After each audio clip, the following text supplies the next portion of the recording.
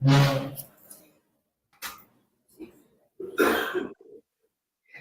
morning, everybody. Good morning, bright educators. Thank you for being with us for our second day of this year's professional development. Yesterday, we focused on teacher well-being. So I hope that you guys found the information useful, the input from the audience, as well as the guidance from our managers. Today, we are going to focus on classroom teaching strategies and tools. So shifting gears to things that you will be using in the classroom. Now that we know that you're going to be emotionally fine and not sexually harassed in the workplace. We do have some requests from our online teachers. They have requested for us to speak louder or to use the microphone when giving our participation. Morning. And when we are answering questions, they do want to hear from you as much as they want to hear from the speakers. So kindly use this microphone when you're participating in the discussion. For online teachers, please comment on YouTube or Facebook for your attendance to be recorded today. And without further ado, I want to introduce our speaker for this morning, focusing on active learning strategies that work, our program manager, MJ Mabini. We fondly call her MJ. Her full name is Marjorie. She's been in education for over 20 years. She has a wealth of experience. I did my first cooperative learning PD with her, and I can tell you that there's a lot of activities. It's not just all lecturing. We will be doing the active learning activities as well. So I'm very excited for this morning's session. And let's all welcome MJ. All right. So good morning, fellow teachers.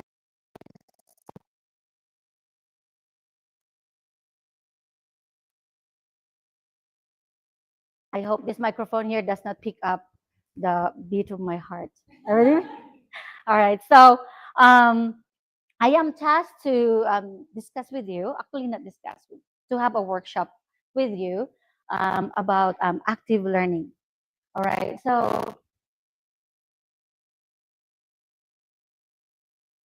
all right. So I only have two objectives for today's workshop. First, that we will experience active learning strategies from a learner's perspective, which we can apply in our own classrooms. Number two, that we share some effective active learning strategies that you have successfully used in your classrooms. All right. So only two objectives for today. So this scenario, I think it's very common, especially among our seasoned teachers, this situation. It's about 25 minutes your Wednesday morning English Reading Explorer class.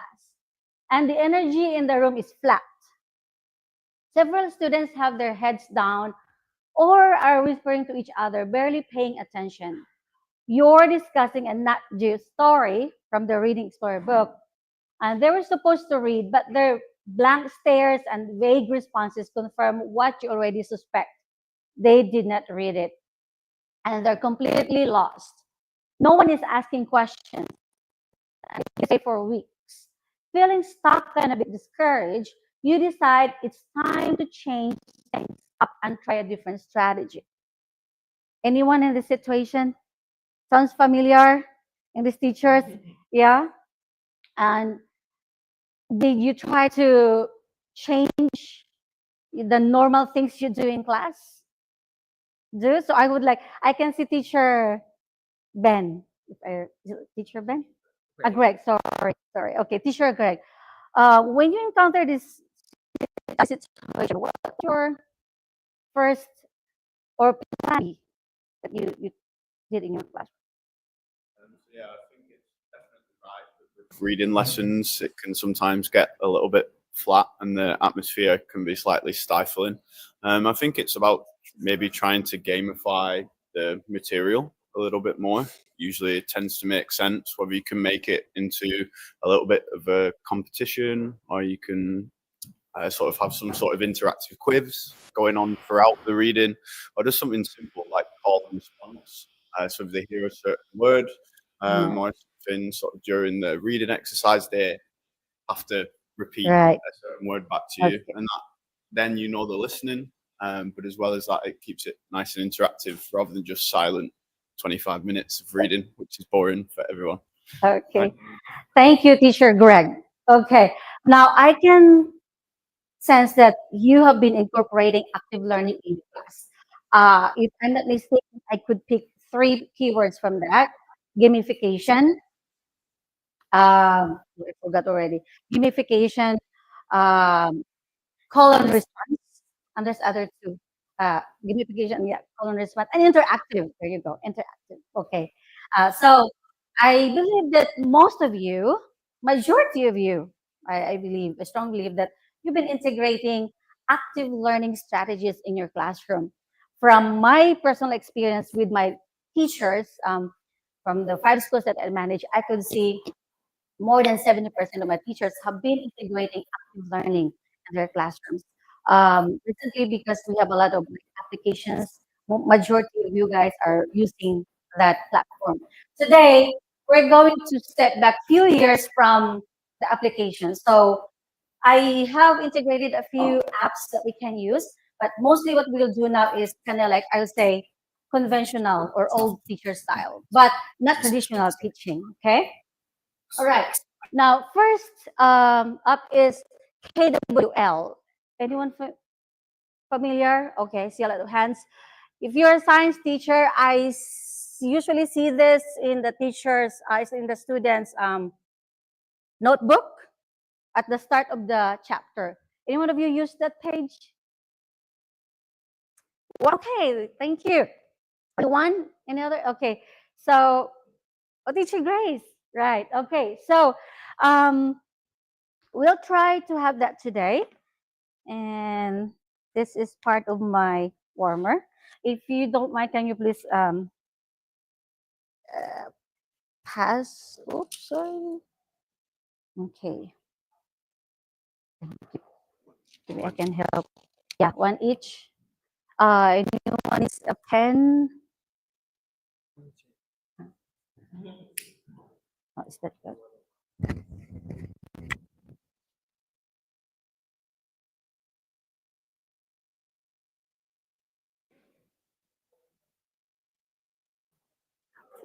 You're good?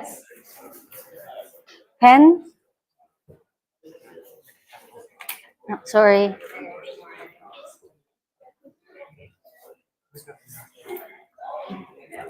Pens?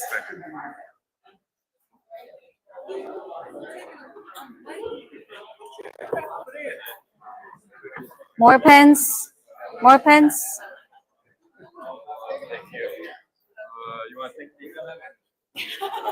Kulang? Not enough? Paper.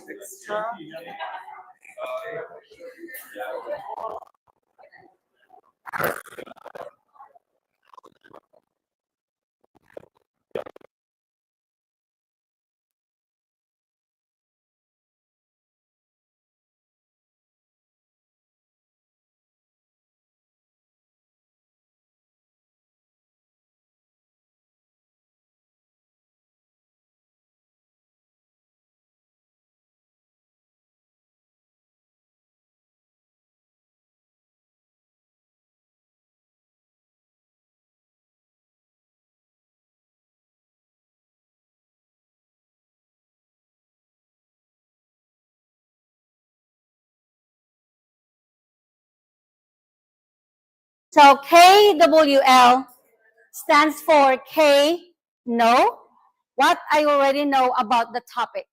So you can write one or two, but what you already know about the topic. And W, wonder. What do you wonder? What do you want to know about the topic? Okay? And I would like you to please leave the last column, learned. We will go back to this sheet at the end of towards the end of our workshop today. Okay? So I'll give you 1 minute to fill your chart out.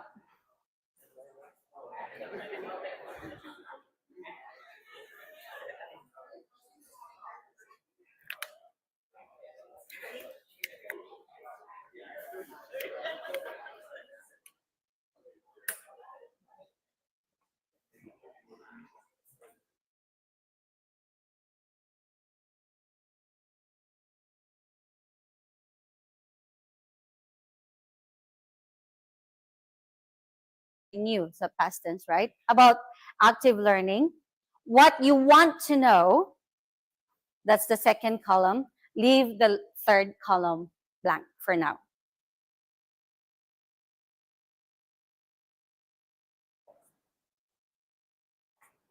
Wala na, 60.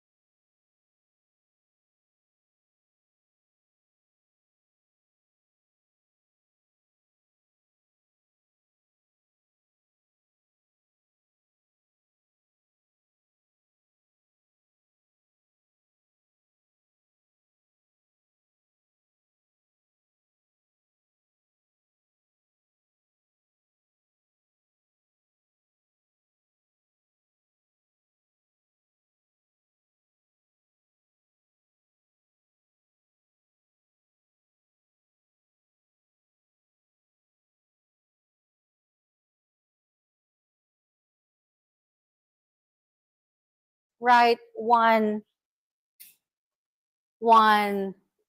thing or one item under K. Volunteer? Okay.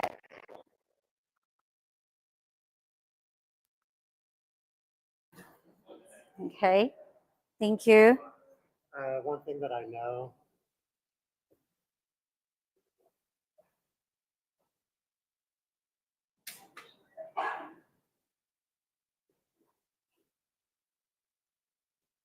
Active learning is better than boring lectures. Very good. Thank you, Jeremiah. How about W? Any volunteer, please? Remember, this is active learning. Okay, your name, teacher? Teacher Ken. Okay.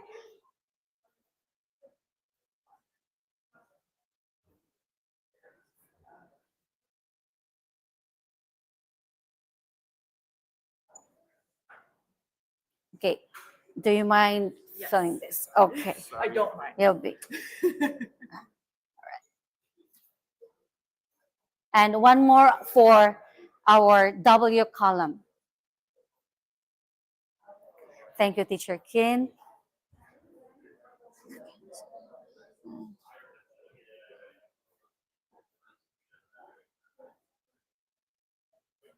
Oh, thank you. Your teacher.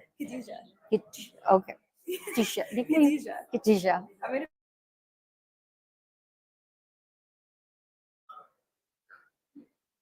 Okay. How to incorporate active learning with limited classroom time. Wow, I like that. Good.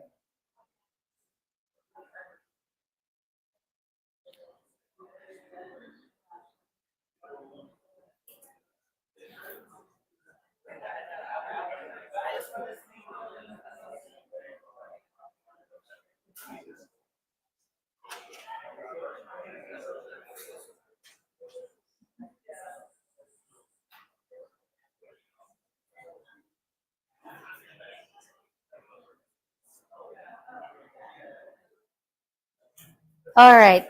Thank you. So how to make presentations and lectures more based on active learning. Thank you. Okay. Thank you so much. So KWL, I'm not going to tell you right now what's the benefits and what is it. I want us to actually discover why we think this is very helpful and effective tool in active learning classroom, in creating an active learning classroom. So that's KWL. And also, if just in case you wonder what part of this lesson, remember this is a classroom setting. So this is my warm-up activity. Or you can also label this in your lesson. This is do now, right? Do now. Okay. Now, keywords for today, active learning, teaching, cooperative learning. There are probably tons more, but I did not just. Okay, so next, teaching equals learning. True or false?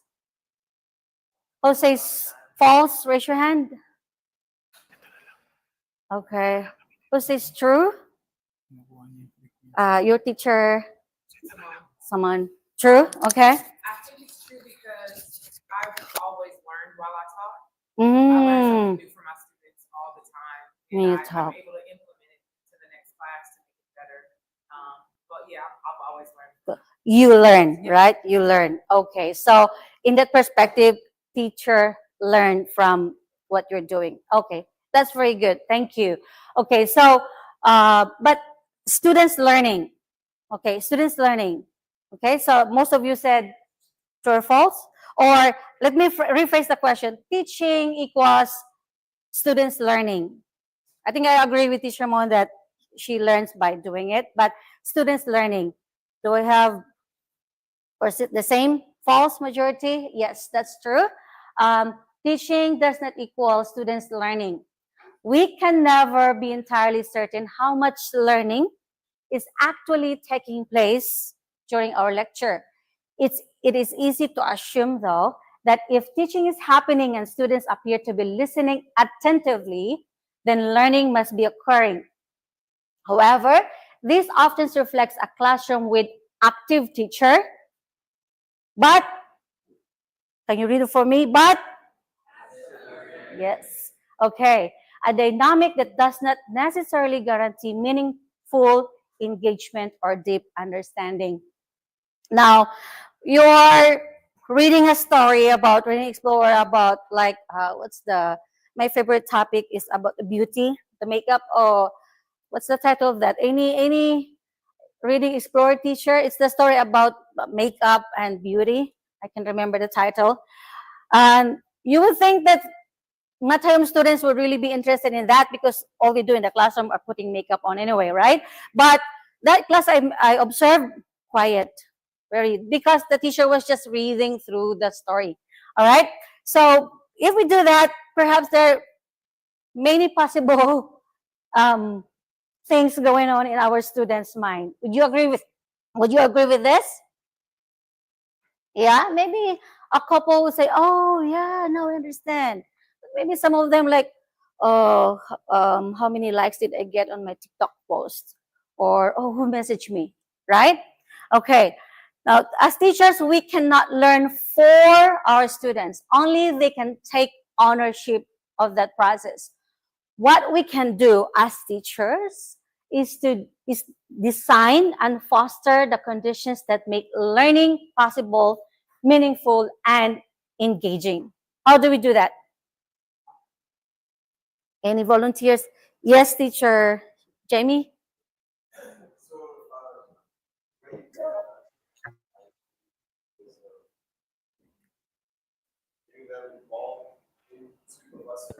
Instead of I've done it before or taught and the information didn't come across well because I wasn't having the students engage.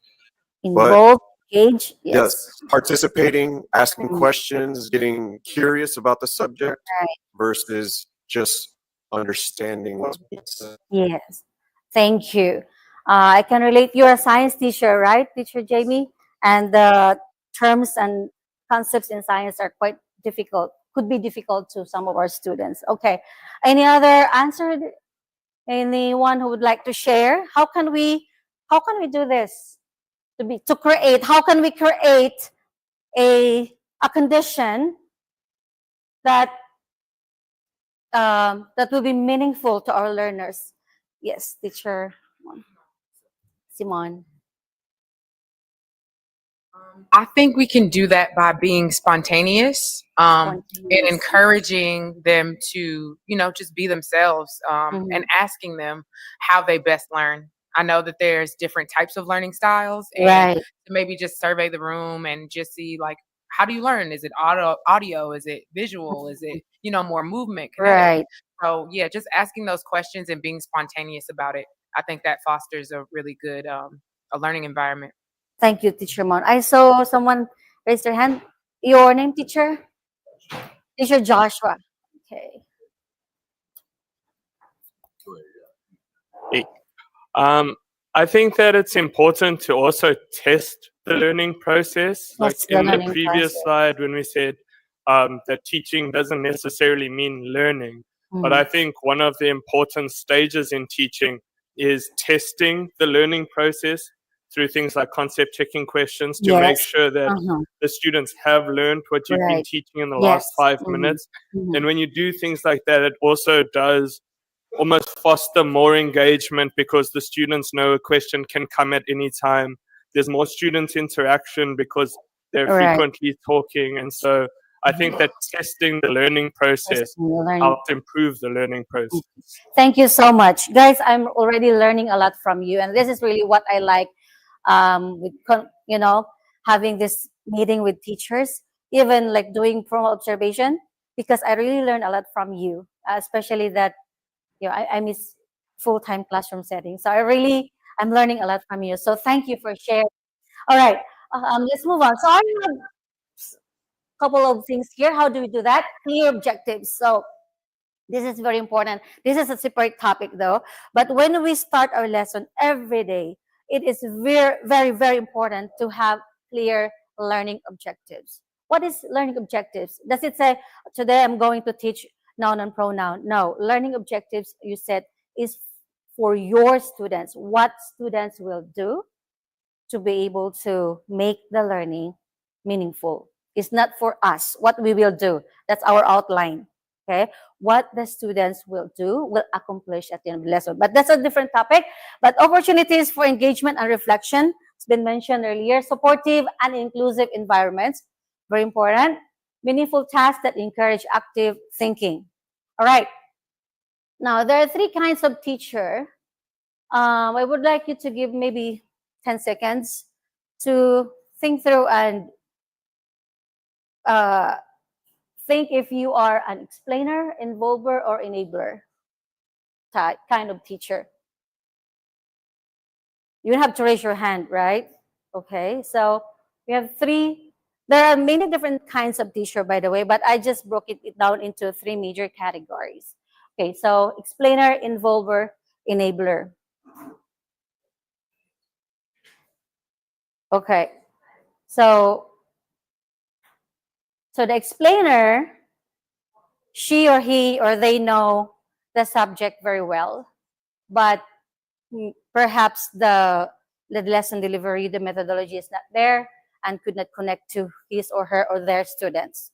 I can explain to you really well, and I would think that you understood because it's really clear, but perhaps it was not received by your learner meaningfully, right? Involver knows subject matter, knows methodology, but could not connect to people, to the students. Enabler, though, knows the subject matter, knows methodologies or strategies, and could connect to students, to his or her or their students. Right, so how would you describe an enabler teacher? Since the enabler teacher tick all the boxes, how would you picture that particular teacher? Can you, if you could scan through the Padlet here, and maybe just one sentence, just one adjective maybe that you want to describe, and so to our online viewers, you can also join this Padlet discussion.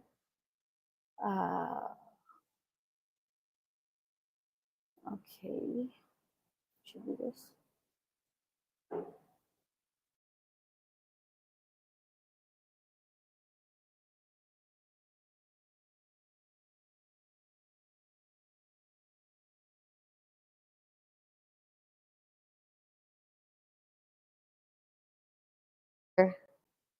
Oh, okay. How do I do it? The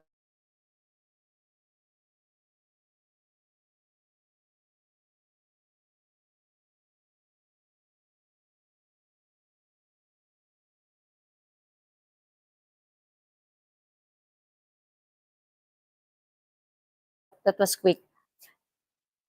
Initiative, engage, enthusiastic. Sets clear objectives, ensures clear understand. Oh, that's fast. Sets clear knows subject well, gives answer without allowing students to think. What's that? Okay. All right. Okay. Right. Thank you. If you have more, you can do so. I will share this link to everyone later. Okay, so let me read some answers here. Okay. So. Oh, I love that. You get the prize. Some of you will get the prize later. Yeah. Let me wait for the screen to pause, maybe. All right. Okay. That's it. So let me read maybe Tom. Connor teach K. This is probably for, oh, where's it? Connor, where you go? Anyone, how can I stop this? All right. Oh, okay. Thank you. Okay, from our online attendees, provides clear objectives and gives students the resources to achieve set objectives. Thank you. I am Batman. Hi. I believe an enabler teacher is more free and give more free will in the classroom. I don't totally agree, although this method may be more likable. I think that where's that? Batman, where did you go? There you go. I think that it can create chaos and not in controlled way, depending on environment. I see the chaos there. Yeah, okay. But I can also, okay. Sorry, I lost. Okay. So thank you guys for your participation. It's really, yeah, we will read through this. Okay, William, there are someone who can support their students who take ownership of their learning. I like that too. Take ownership of their learning. That's good. All right. So thank you. Thank you for your participation. Let's move on to the next slide.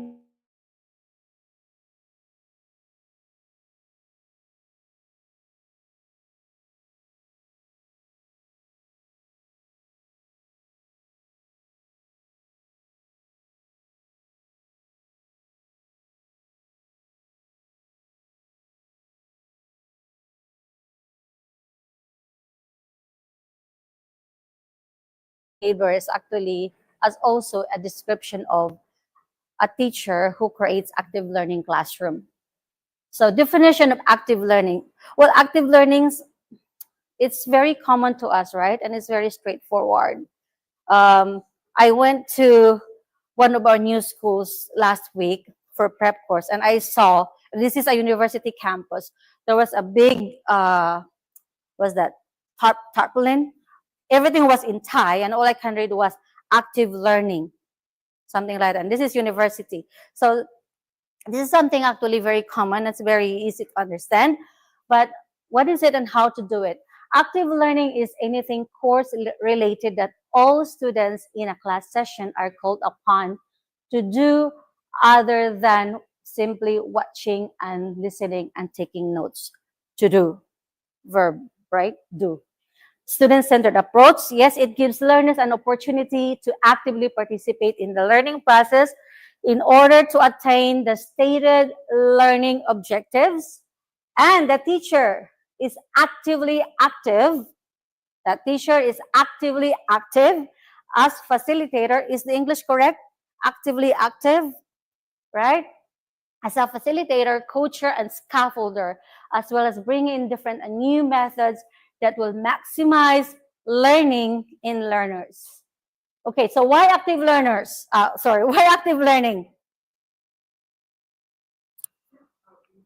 Yes. Yes. Oh, sorry. I'm sharing this slides to everyone as well later. Okay.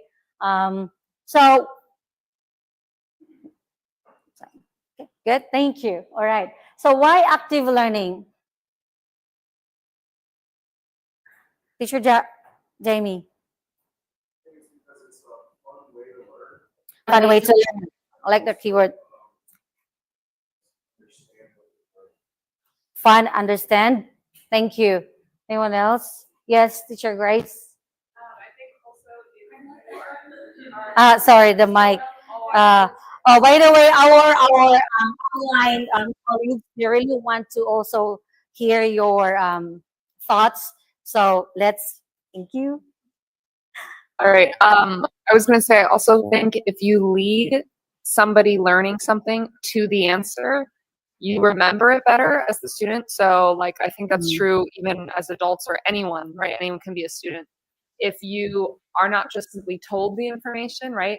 We've all had the experience of like if you Google search something All right. and maybe you remember that fact for like an hour, maybe 3 days, and then it's gone versus like if I did the work to Right. slowly lead to that answer, then like I retain the information better. Thank you. Thank you, Teacher Grace. Very nice. Anyone else? I think I saw someone. Yes, teacher, your name? Kaylin. Thank you, Kaylin. It's easier to understand something and truly understand why it's important when you're actually implementing it. So if you're learning math versus you're using it to build something, you have a different understanding of it. Right. And you may not even think it's important before you actually use it Right. in real life. Okay. Thank you.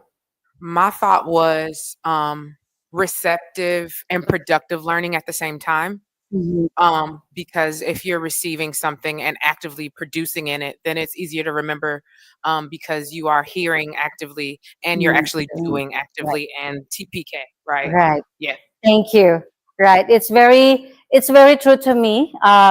Because after 3 major surgeries, I tend to be very, very forgetful. So if you tell me something, I will forget it sometimes immediately. But if I do it, it stays in my long-term memory. So yeah.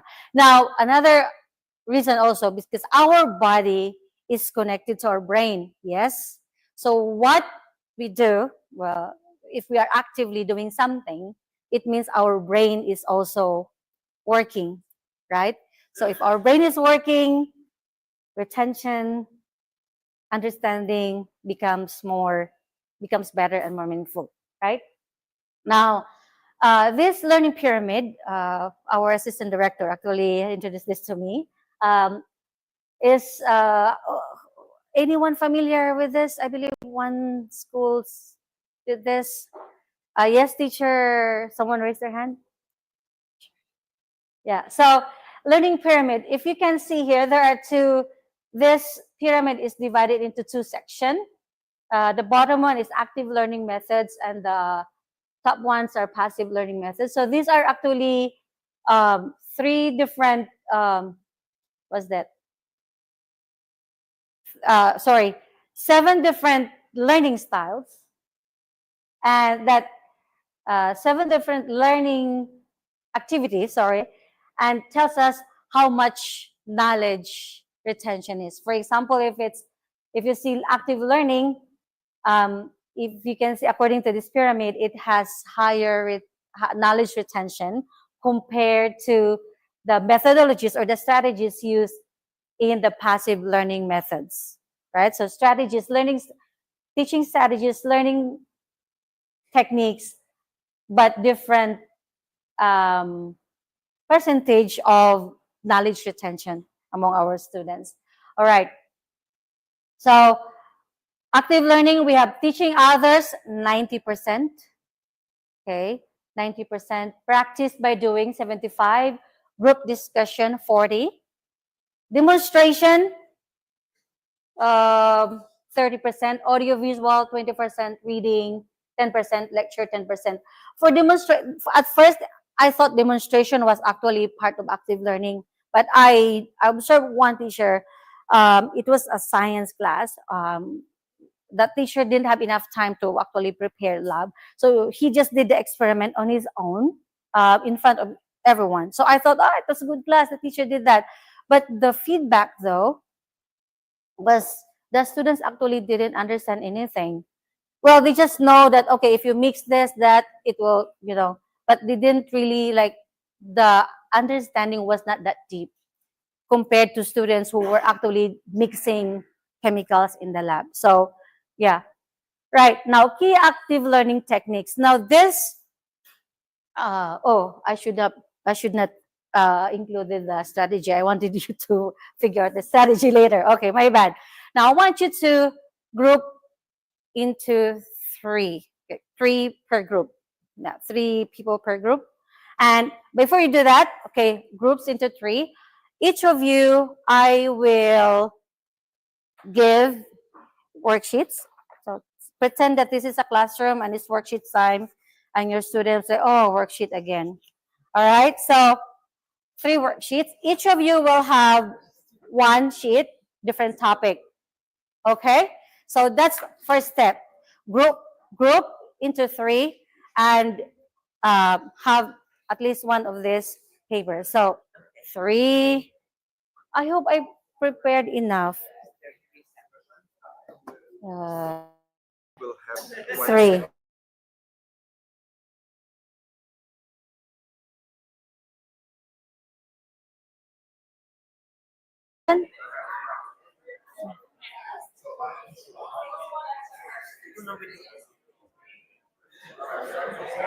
Number 2.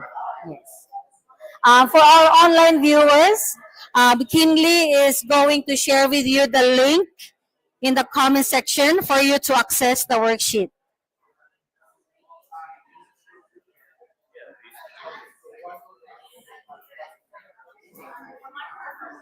One for, yeah, 3. One paper for each. Okay. So 1, 2, 3. And you're 3. One group, right? You're one group. So I hope we have enough though. Yeah. So get 1, 3, and then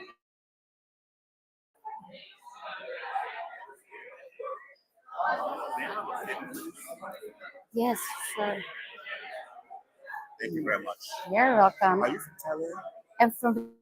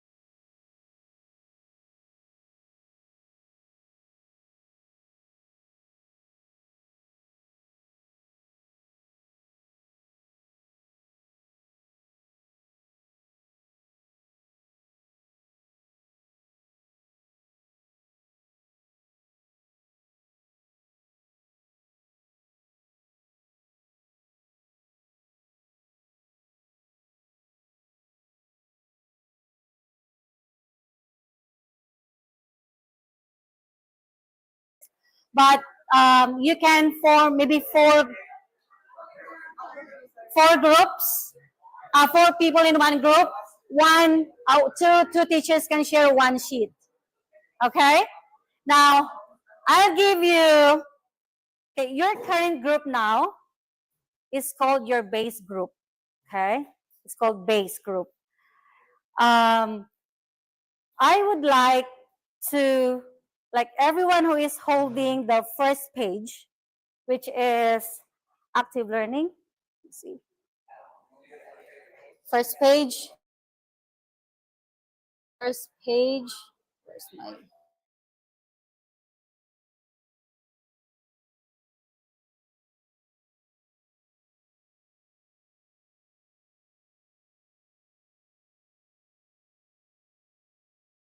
collaborative learning worksheets? Okay, everyone please stand. Only this page. Okay, collaborating and problem learning. Okay, I want you to occupy the front side of this room. So occupy. All of you come together and stay here. I'm sorry. Okay, so all of you is okay.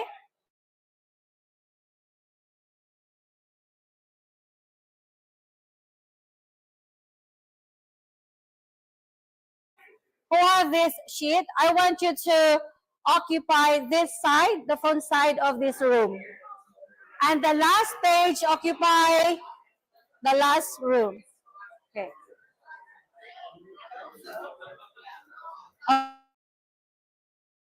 Yes, yes.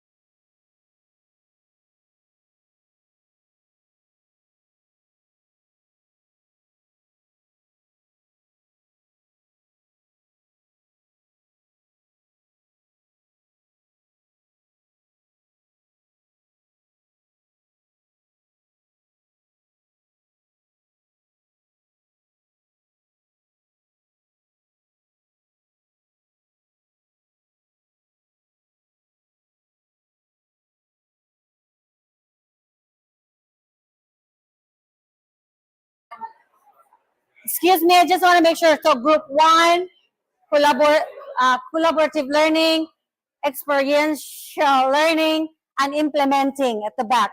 Okay. So what you will do now, okay, this group, I will call this expert groups. Okay. Your group is expert. You are going to discuss the content. It's pretty simple though. I make it easy for discussion. Discuss what's in that sheet that you have and share thoughts also, share ideas until everyone becomes an expert. All right? So is the instruction clear? Again, so you discuss together, share thoughts. You can add on information to that sheet until each of you become an expert. Okay? I'll give you maybe, what time is it? Maybe 5 minutes. The reading is pretty simple. Okay, 5 minutes. 5 minutes starts now.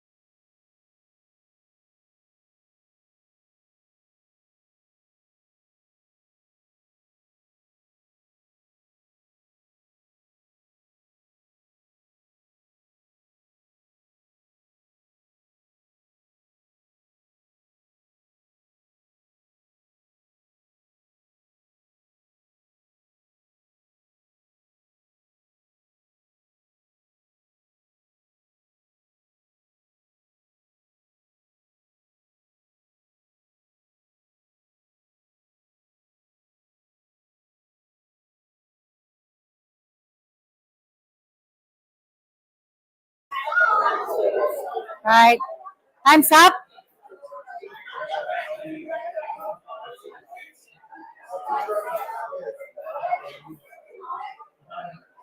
Okay.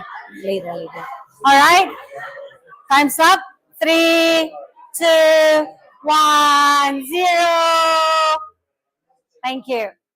All right. So I can see that the experts are really showcasing their, expertise by sharing a lot of information, helping. Okay. Now it's time for you to go back to your base group. So I want you to go back to the main group you have, the like 3 people group. Thank you.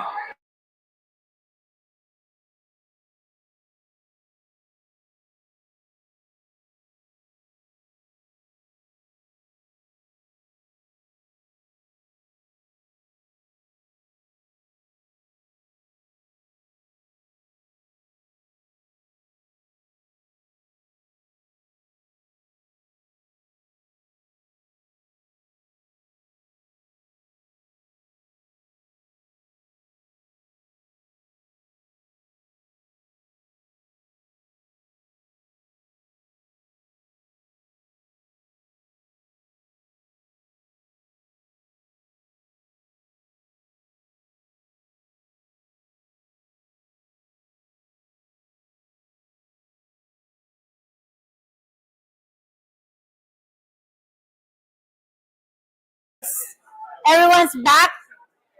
Everyone's back to their base group. Okay. Now that you are in your base group, I would like you to share with the other members of your team what you learned from the expert group. So, for example, if you have the sheet that is experiential learning, so what is it about? I want you to share that among your group mates, the 3 of you. The same with collaborative learning and implementing it. So you're going to share that until each of the member of the base group become an expert as well. Okay? Because you are going to teach your friend, okay, about what you learned from the expert group. Make sense?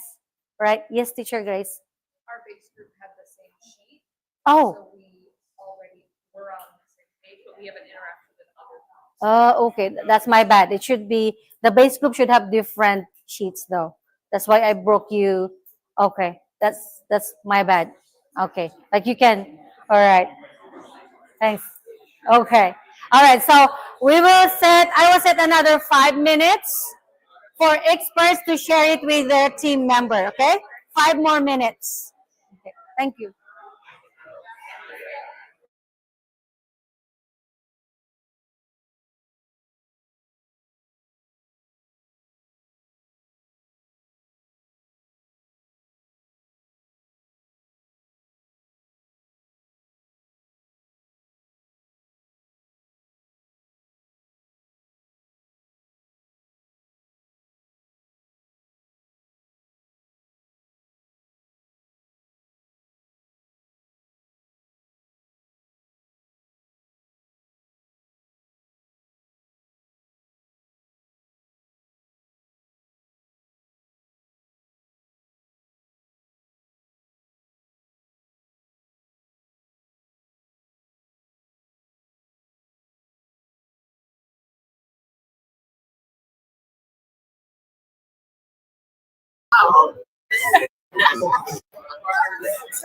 So actually with collaborative learning, what we're trying to do is when we're grouping a group of students together, we're not only just trying to like how they can work together, but we're trying to create interdependence in between each of the students. So they all bring their own like individualistic minds, and they collaborate together to like solve a problem or collaborate on an issue, a challenge.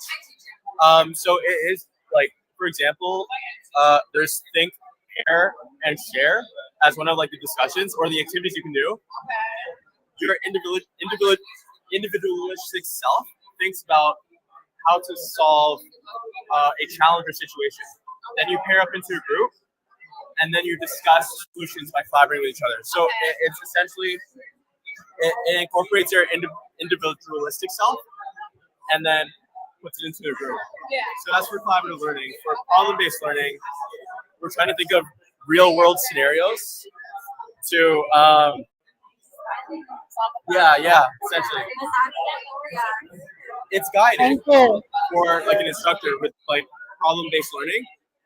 So the teacher allows you to kind of like formulate or like journey through your own thought process into solving real world scenarios, situations. So there is the student has a gap of knowledge that they need to fulfill.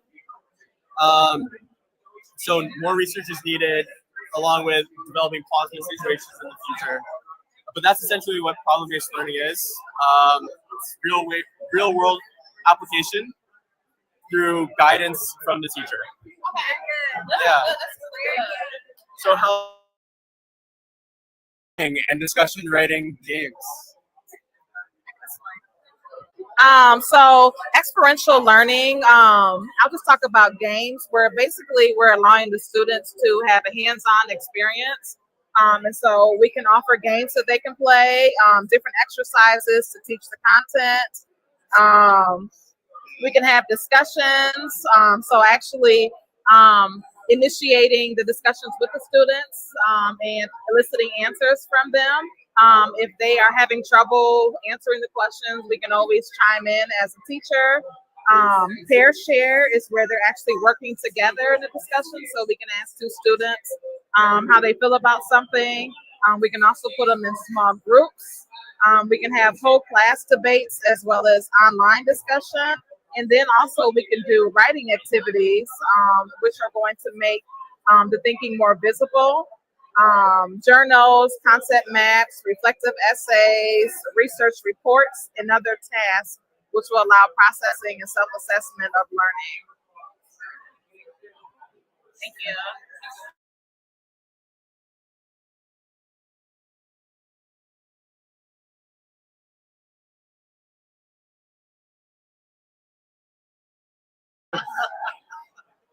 All right. Maybe you want to talk about how much you like experiential learning. Well, for English, at least experiential learning will probably be my favorite way of learning because you have basically you're learning from experience. So you are discussing things to pairs or groups. So the dialogue it actually helps each other learn. So it helps all the students learn. Writing obviously is something that they actually see is tactable. So I tend to use writing when working in pairs or groups anyways. I like to give them an assignment to just kind of work on themselves most of the time. I want them to work in pairs or groups as well. It just makes it easier. And games, well, I don't need to explain. Games are just fun, more engaging. I think games to reinforce. Well, yeah, I mean, you use the games to reinforce the information. You don't just give them, I don't know, if you're trying to learn English, you're not going to have them play, I don't know, like checkers. Yeah, let's start with checkers. You know, I mean, it's not going to make much sense, right? So it's got to be related to what you're learning. But games are really big.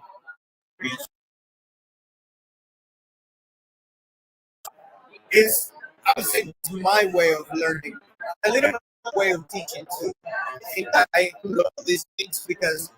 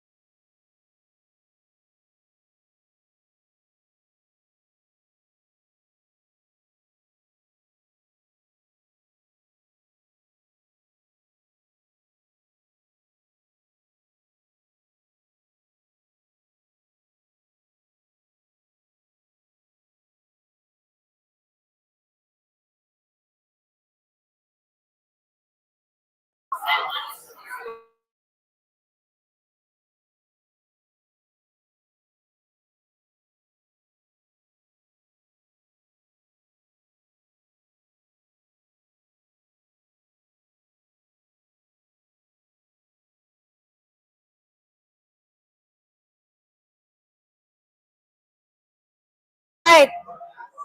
Thank you. How was your discussion? Good? All right. So, base group members, did you learn something from the expert in your group? Definitely. I observed some of you, your discussion went outside the worksheets, which is really amazing. Thank you. That's what active learning is, right? We're not compelled to just learn what's given to us, right? So, yeah, okay. So quiz time. Before I do that, I would like you to assign each group member a number. It's up to you. Who is 1, 2, 3? There should be only 1, 2, 3. All right? And I'm going to project some questions, and I will only call the number. If I say call number 3, then only number 3, only students or teachers with who are assigned as number 3 should raise their hand. All right? Okay. So can you do that now? Who's 1, 2, 3? Easy? Easy? All right. Okay. Okay. Good.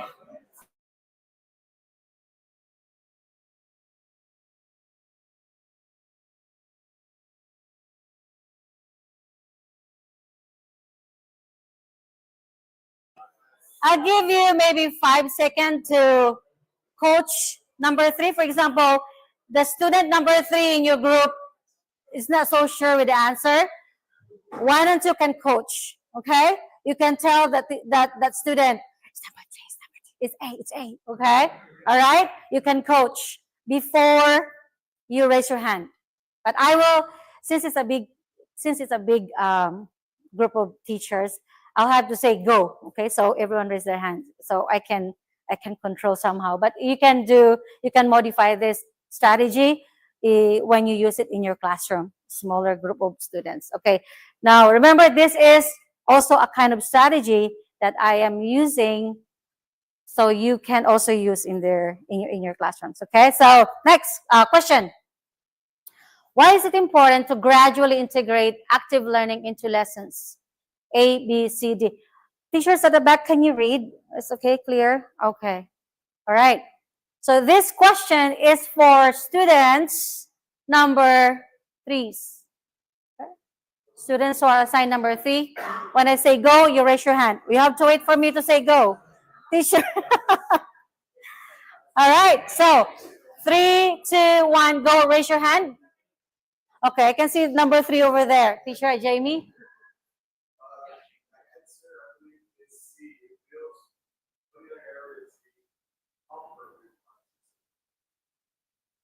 Thank you. Let's see if Teacher Jamie is correct. Correct. Yes. Okay. Next. Okay. Experiential learning involves theoretical lectures followed by quizzes to reinforce memory. This question is for students or teachers who are assigned as number 1. Wait for my go signal. All right. 3, 2, 1, go. Teacher Ashley? Answer is false. Could you elaborate why it's false, please? Yes. That seems like sorry. False. That seems more of a passive learning method with the lectures. The quiz helps, but it's not experiential. All right. Okay. Thank you. By the way, when I asked her to elaborate her answer, this simple true or false question becomes modified true or false. That's the term, modified true or false. If the question is false, you can ask the student to either verbally or in writing explain why it's false. Okay. Yes. Correct. Hands-on activities tied to course concepts. Okay. Next question. Why is it important to gradually... Oh, this finished already, right? Okay, sorry. All right. All right, sorry. Okay. So, okay, I think okay. So that's for our quick quiz for today. To summarize, collaborative learning emphasizes the importance of working together. All right. So what are the strategies we can use? Group work, peer teaching, and discussion circles, and experience and learning, field trips, simulations. There is actually a good simulation that I saw one class. I think teacher Asia is a great science teacher. She uses PET, was that PET Colorado, right? It's good for science. And even, yeah, I've only seen this in math. Like teacher Dara also used this. Okay. And to implement active learning effectively, instructor should, teacher should. Can you complete the sentence, anyone? Teacher number 2 in the group. Yes.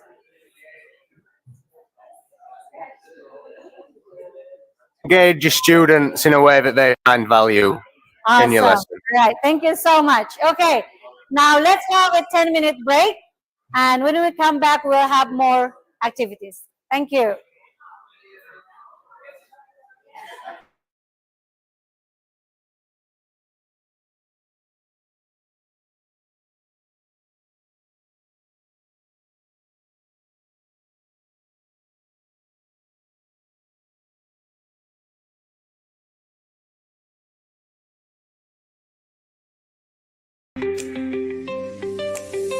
BFITS, where dreams take flight. Together we shine bright.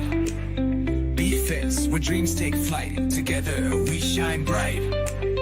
BFITS, where dreams take flight. Together we shine bright. BFITS, we're here to grow. BFITS, let your dreams flow. BFITS, we're here to grow. BFITS, let your dreams flow. I packed my dreams, suitcase in hand, left behind the life I'd always planned. A world unknown, but I took the leap. BFITS lit the path, and now it's me. From interviews to a plane that soared, found myself on a foreign shore. Classroom smiles and a brighter view. My heart knew I was meant to. With every word we help them grow, teaching stories they've yet to know. Immersing in language day by day, got fluency in every way. From atoms to stars, the wonders we see. BFITS brings the universe to me. Numbers and shapes, they learn with ease. Building their future, one problem to teach. Coding to screens, the skills we share. BFITS teaches them to dream and dare. Teaching wellness, body and mind. Healthy habits of every kind. Cultures and histories, lessons we share. Connects us everywhere.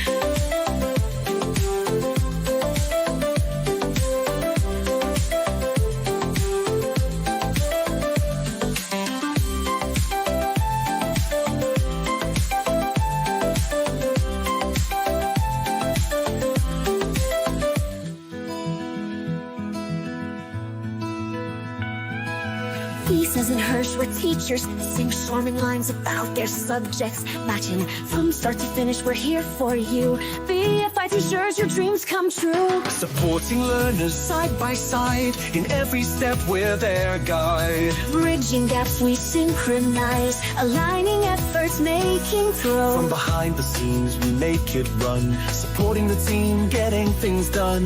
With every task we do our best, BFITS makes it all progress. From every detail to every call, we're here to help, we cover it all. With teamwork strong, we stand by you. BFITS is a family through and through. We're here to support, to guide the way, helping every teacher every day. Operation Smooth, we set the tone. BFITS makes you feel at home. Woo!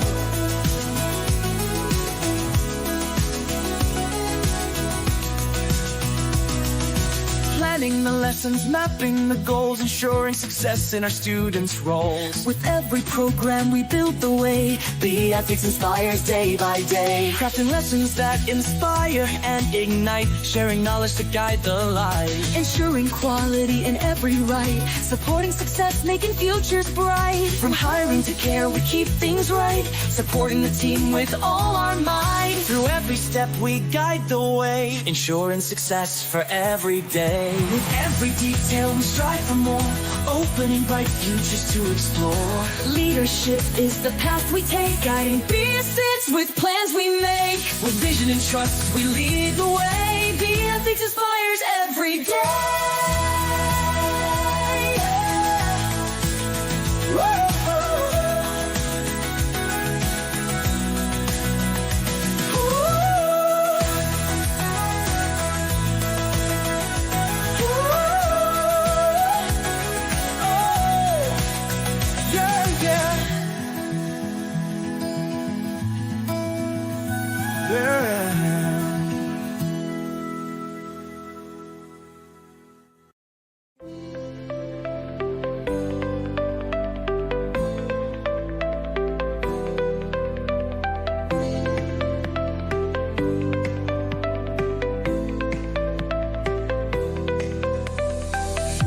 Every day is a chance to grow.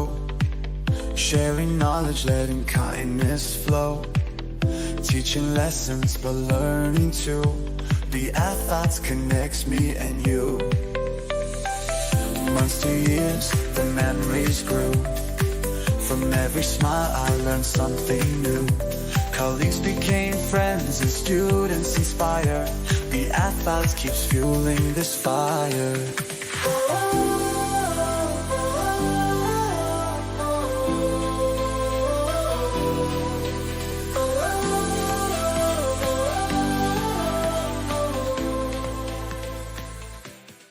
From every language, one message rings true. Our teachers inspire, they help us break through different words, but the same grateful heart. BFITS connect us right from the start.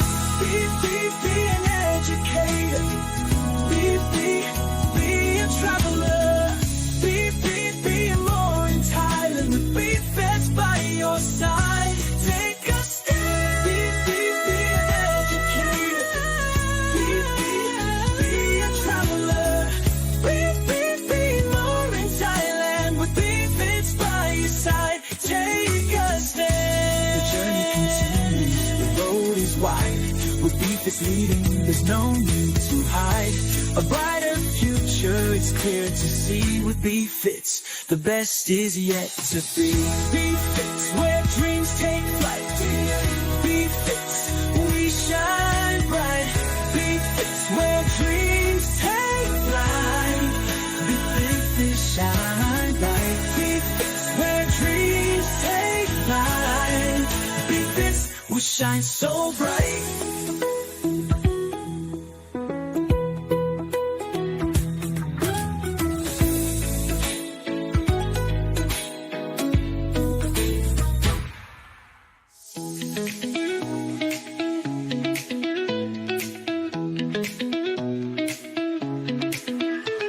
Your lessons inspire us to dream.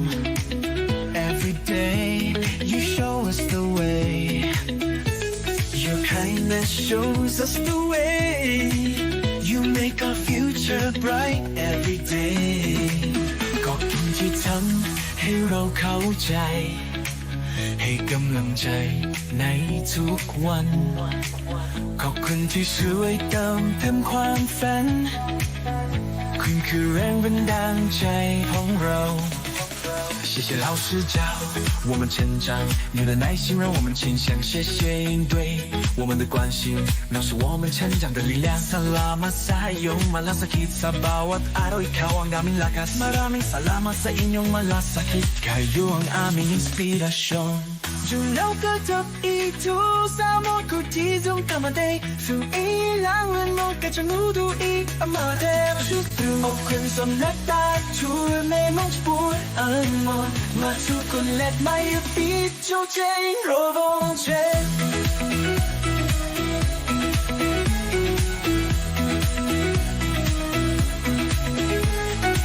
Dapat ko nung baik ko batole हम जीवन रूपांतरण ताच dapat ko margदर्शन ले हम रुवा विश्व उजाला बनाउँछ कामन विदा मराkan เกิดที่ถึกแห่งซึ่งกูชุ่มตัวบัดเดียวดูแบบจะไม่ได้ได้กูเข้าใจโจเซถ้าพี่ฟังทางใครไม่กระแสนักคำพูดฟู有时也得哭也得感伤是吗私たちの未来を照らす光です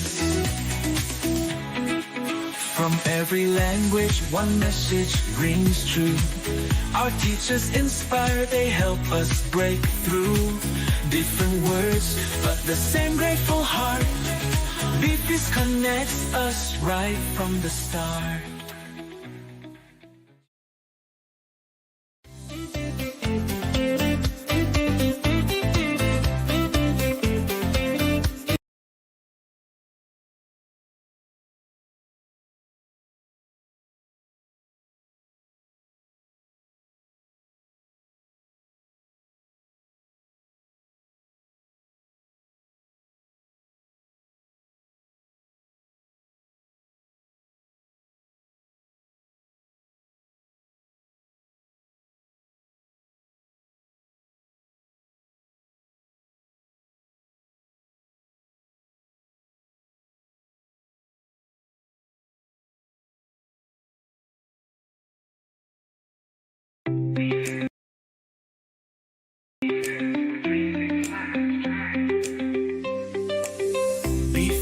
where dreams take flight. Together we shine bright.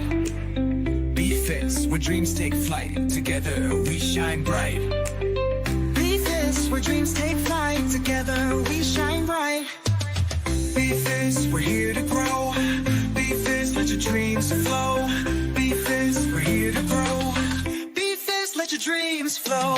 I packed my dreams, suitcase in hand, left behind the life I'd always planned. A world unknown, but I took the leap. BFITS lit the path, and now it's me. From interviews to a plane that soared, found myself on a foreign shore. Classroom smiles and a brighter view. My heart knew I was meant to. With every word we help them grow, teaching stories they've yet to know. Immersing in language day by day, got fluency in every way. From atoms to stars, the wonders we see. BFITS brings the universe to me.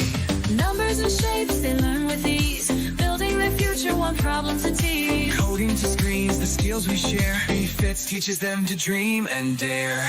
Teaching wellness, body and mind, healthy habits of every kind. Cultures and histories, lessons we share, connects us everywhere.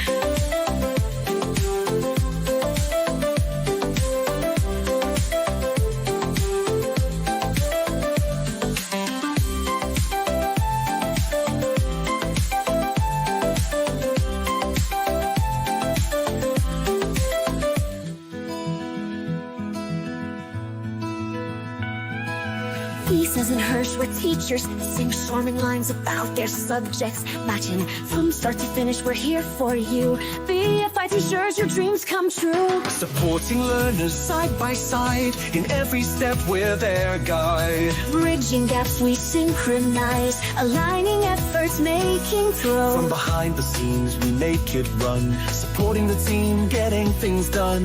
With every task we do our best. BFITS makes it all progress. From every detail to every call, we're here to help, we cover it all. With teamwork strong, we stand by you. BFITS is a family through and through. We're here to support, to guide the way, helping every teacher every day. Operation Smooth, we set the tone. BFITS makes you feel at home. Woo!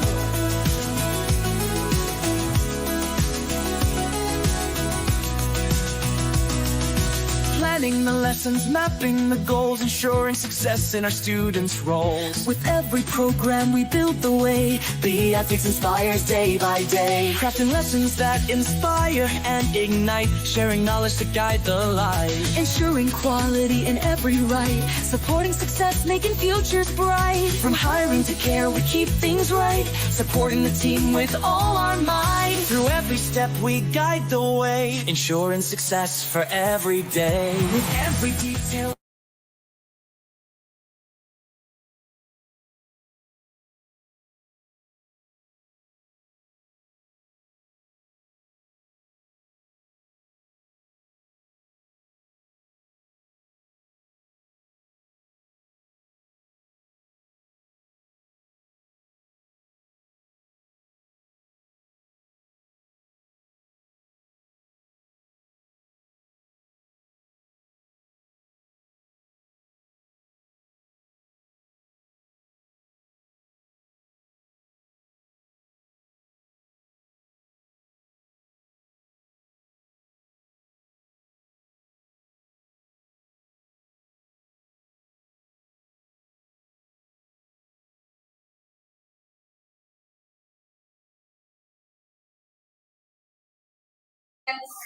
Keep your speaker, three people look at one more. We can support you. Okay? So four teachers in each program. Hello po.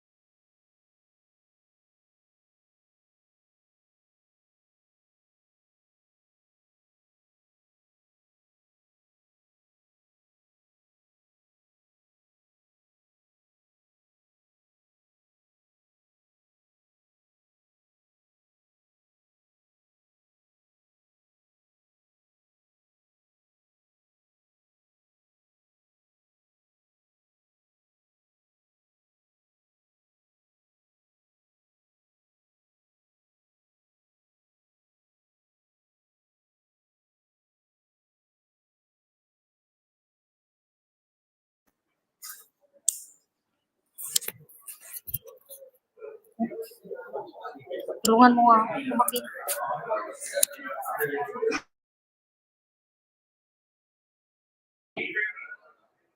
Right. So next, engagement strategies.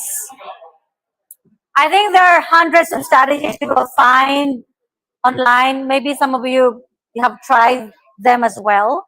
So today, we are going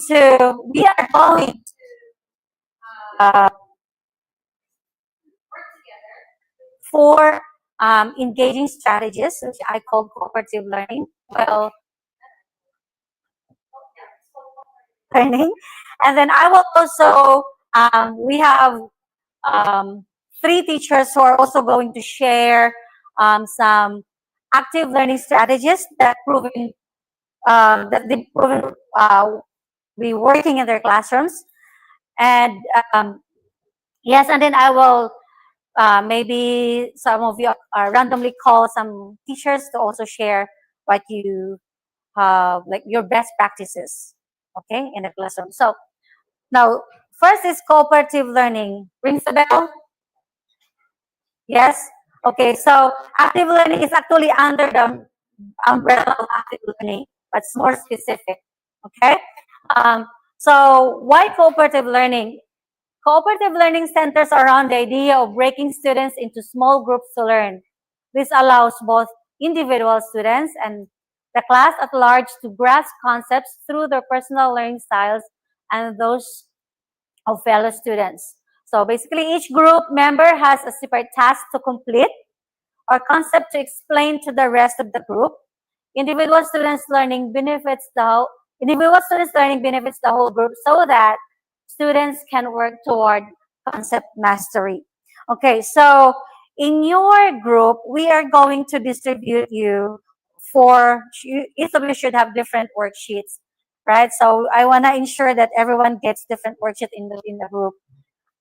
Okay, all right. So I may need some help from here, so we can maybe so so maybe just one for each one group and one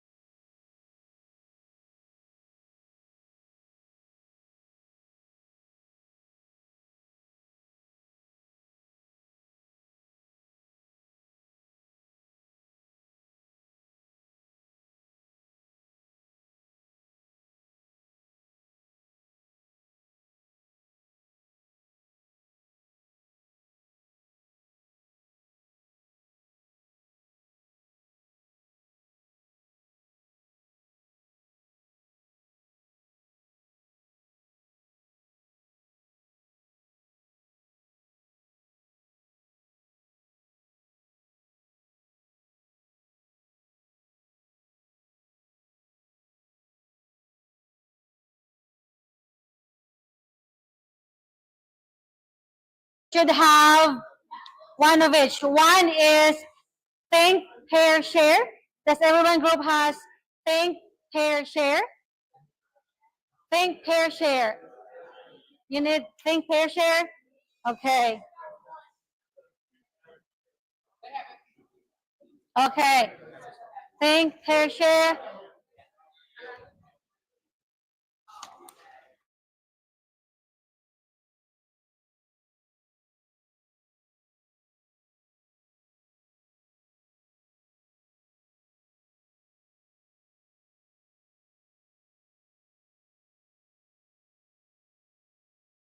Have jigsaw. Jigsaw.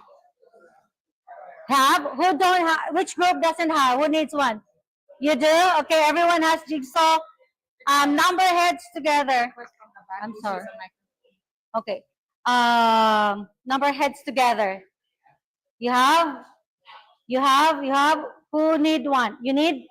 Okay. You need.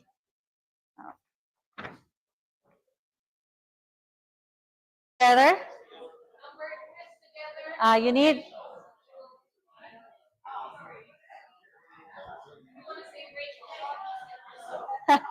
Thank you. Thanks, Rachel. Okay. And who doesn't have the KWO sheet?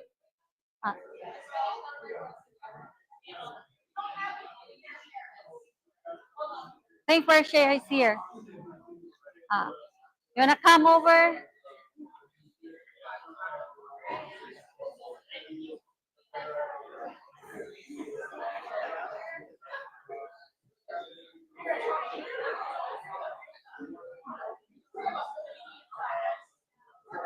Okay. Yeah. So if there is, if there are groups that have only 3 and groups that have 5, may I ask the group that has 5 to join the group that has only 3 so that we have 4 members in the group, please? Thank you. 3? Okay. Which group needs KWL sheet? KWL.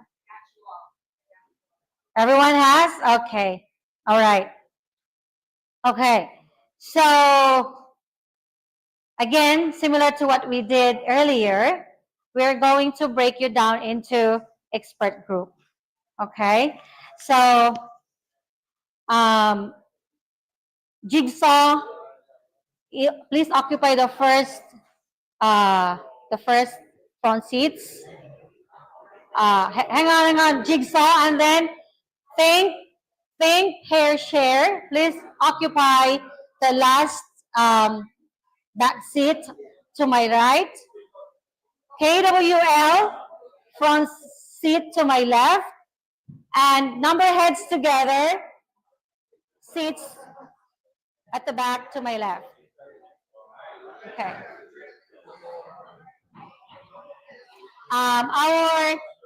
For our attendees online, we are sharing with you the links. For the time being, please read through the worksheets. And if you have any questions or additional input, please share them in the comment section. Thank you. Thank you, Kinley.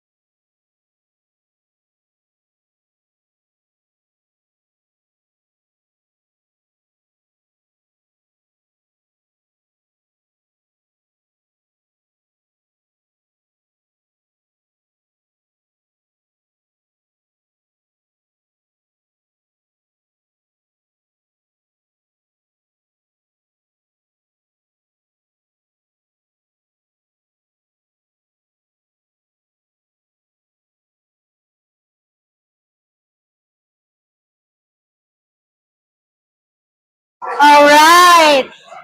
Time's up. Okay, thank you so much, experts. All right. I can say I'm so sorry, guys. It's a little bit rushed, but my objective is for us to experience the strategy itself, so we can use it.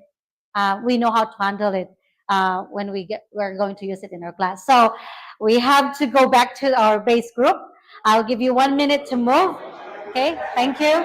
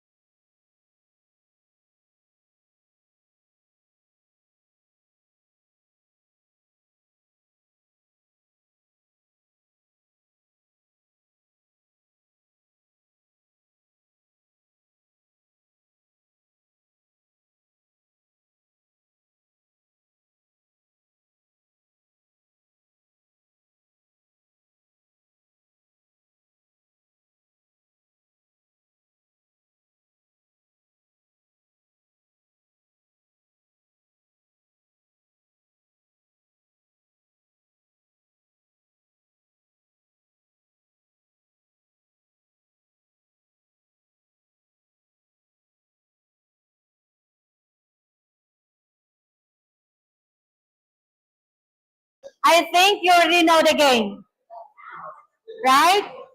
You already know the game. What's next? What's next?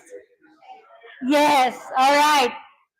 Now you're going to share your expertise to your base group. Okay, I like it. You know the game. So share your expertise to your base group. Unfortunately, we only have 5 minutes to do this. I know, but yeah, so 5 minutes sharing each of the strategy to your base group members. Thank you.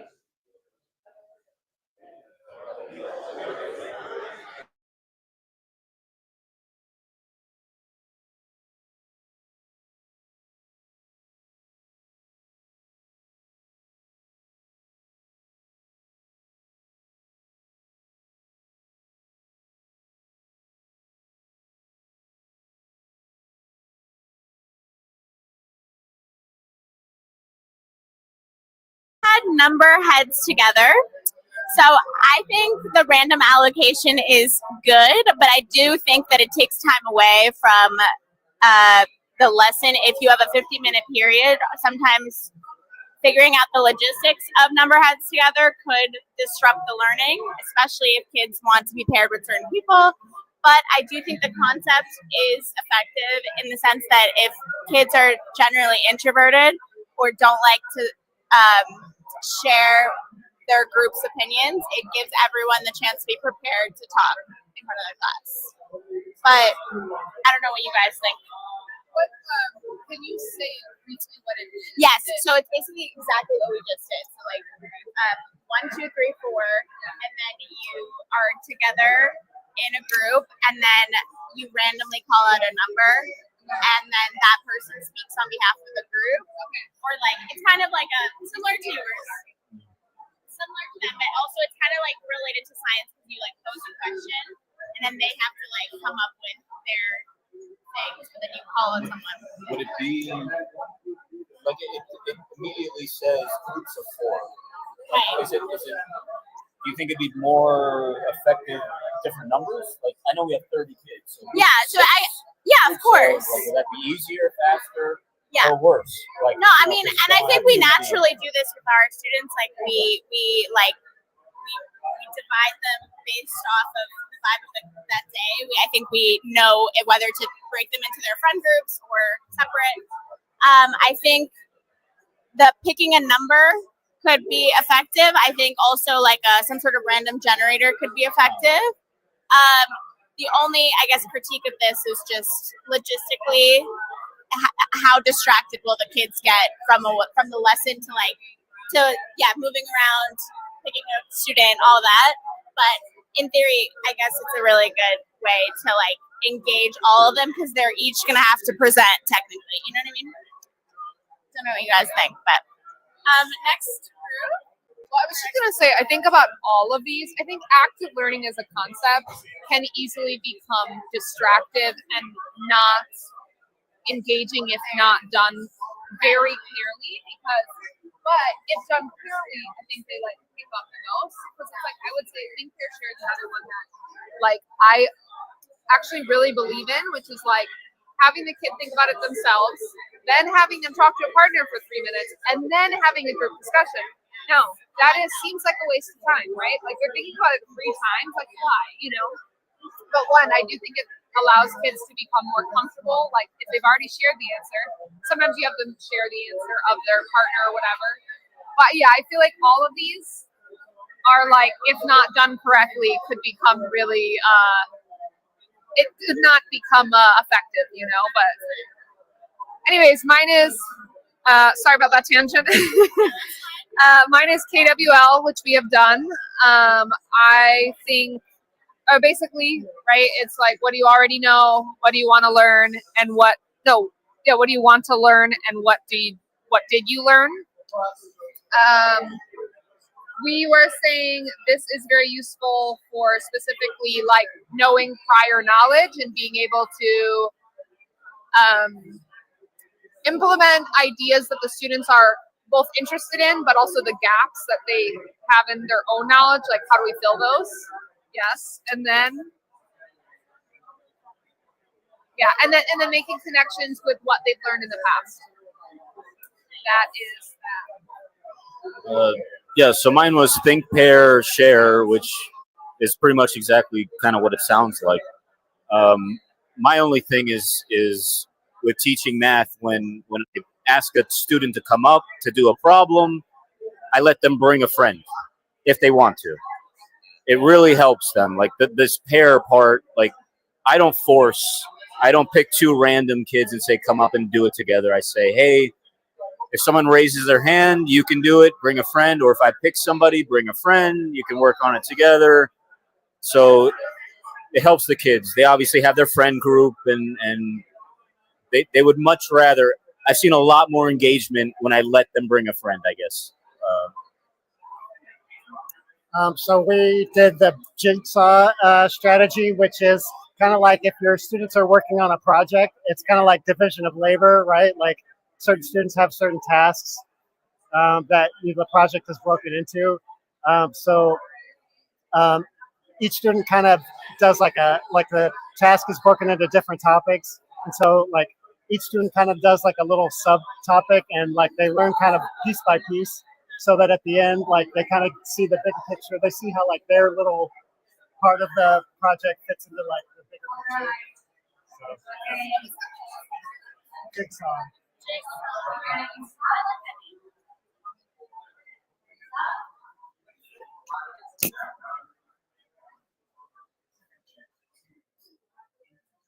Thank you so much, experts, for sharing your expertise to your base group. Base group members, I'll ask this question again. Did you learn something from the expert in your group? Definitely. Right. Awesome. Thank you. I will, for the next activity, I would like to allocate maybe, okay, 5 minutes, maybe not from each group, just a volunteer who would like to share in front with the microphone so that our online attendees can hear you clearly.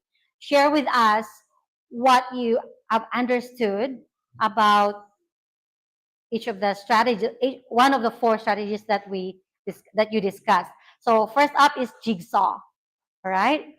If you notice, I've been using what strategy I'm using right now since we started. Jigsaw, right? Okay. So any volunteers who would like to share what's their takeaway from the experts? Volunteer? Jamie, could you please come forward? Okay. Maybe you think it's clear if the teacher comes to the front? Oh, yes, the microphone. Sorry. Okay. Thank you.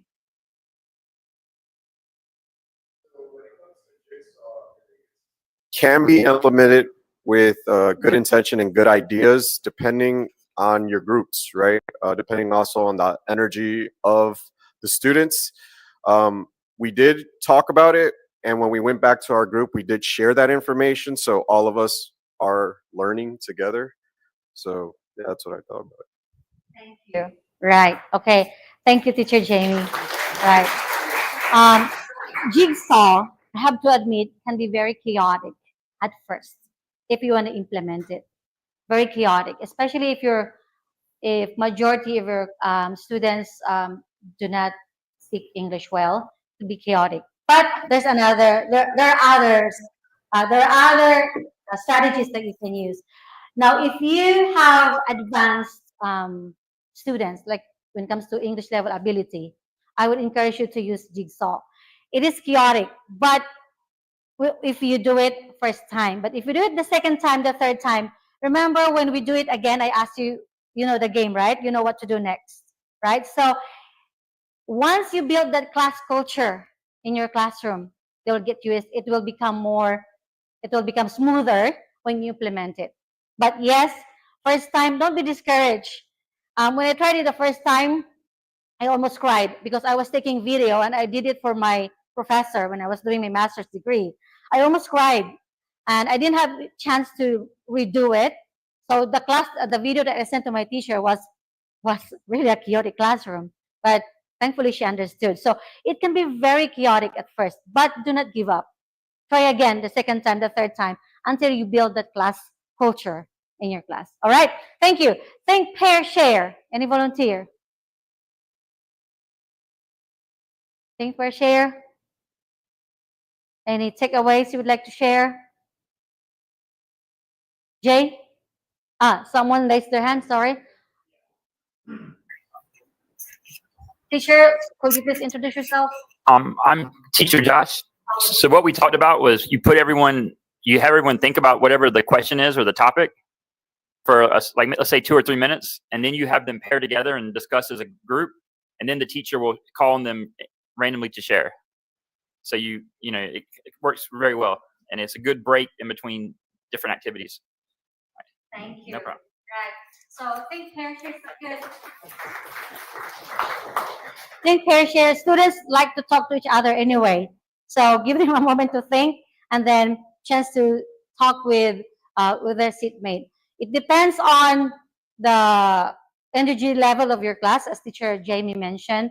Depends on the ability of your students as well. You may want to limit it into like person next to you and then the third person, then the 3 people talking together, because it could be also very difficult. It can be difficult to control if everyone is talking at the same time. All right. Okay. Next is KWL, which we used earlier. Teacher. Okay. So what I learned about KWL was that it's kind of like a cycle. So what you have learned becomes what you know, and then you can build off of that topic. So you can continue to do that for the topic throughout multiple lessons and weeks. And you can also monitor what the students want to learn and how they further want to delve into that topic, while also having them keep track of what they're learning, and they can review that for quizzes or tests. So it's a very useful tool. Thank you. Yeah.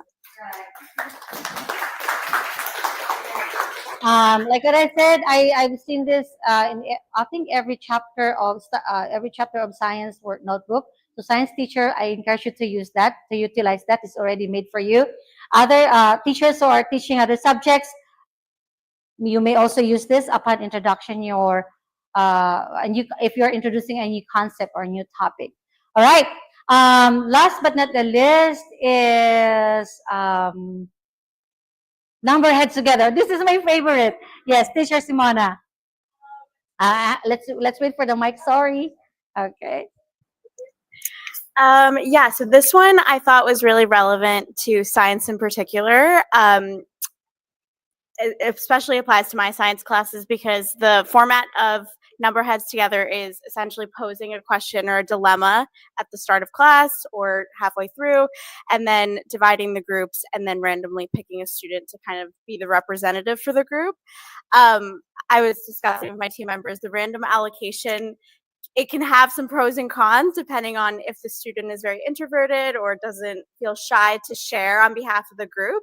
It definitely promotes, being confident and speaking with people that may not have the same views as you in class. But I think it's really great for science because you can pose really subjective, broad questions at the start of class, like, have you experienced a natural disaster? Have you collected soil? Or something that doesn't really have a wrong answer, so that students feel confident enough to share if they get picked on from the random allocation. So I definitely use this tactic a lot, and I want to use it more for sure as the school year starts. Thank you.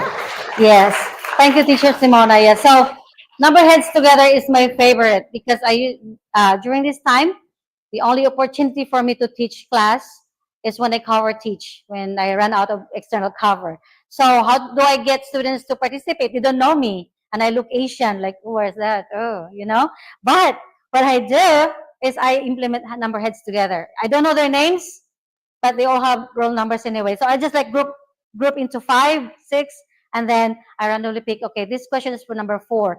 Now, the thing is that we don't want impromptu answers from there. I mean, if students, what is the term? Like they are caught off guard and they have to do and they're shocked and they probably, instead of them trying hard, they will feel embarrassed.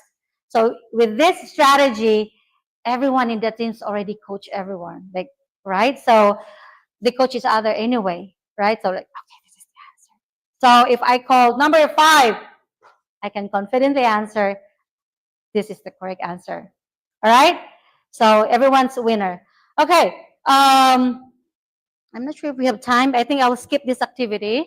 Oh wait, before we go ahead, do you think those 4 strategies, cooperative learning strategies, falls in this section of the pyramid?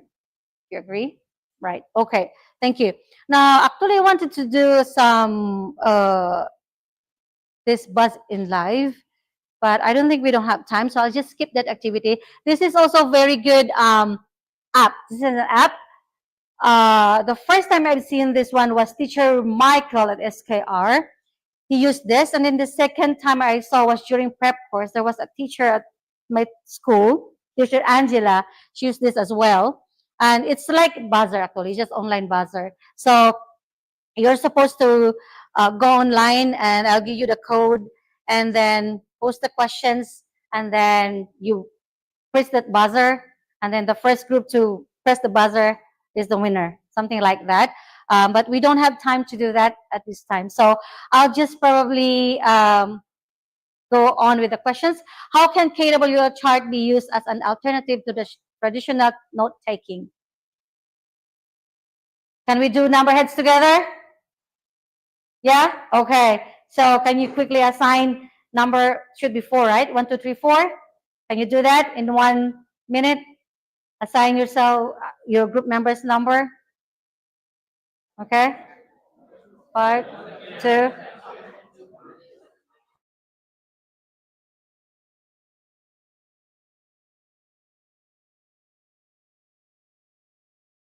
How can a KWL chart be used as an alternative to traditional note-taking?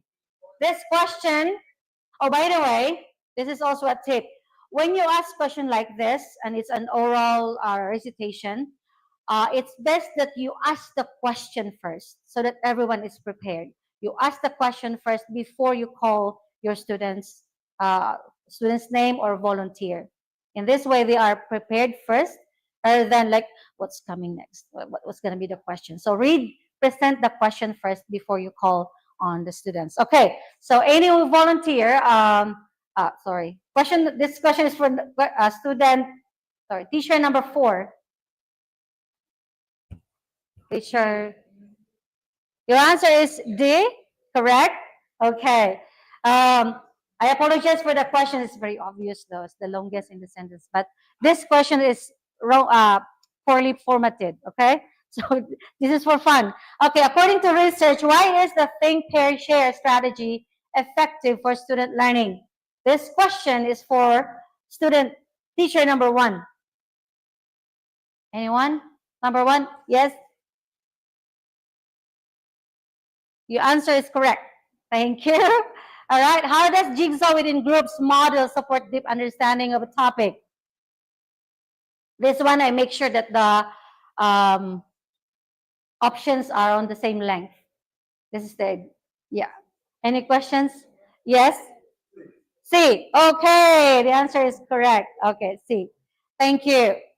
The next activity is what's in your teacher's toolbox.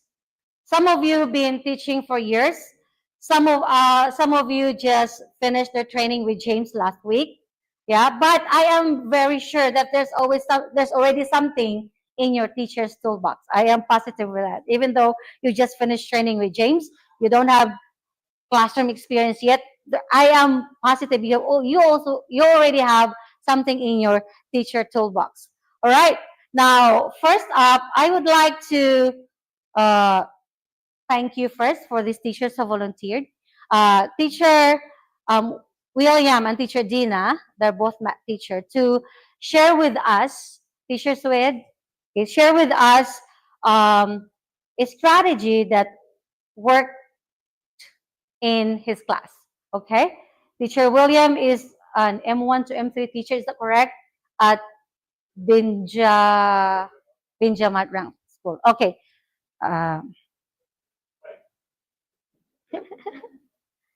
Okay.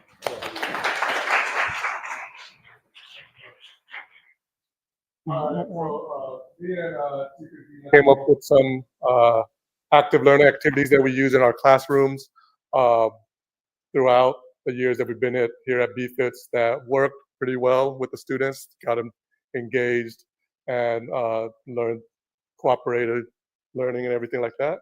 So the first one is we use games there. So sometimes we use puzzles, like where they group up together, where there will be a question on one puzzle and then another one, and they would have answers on there, like they would cut out the triangles.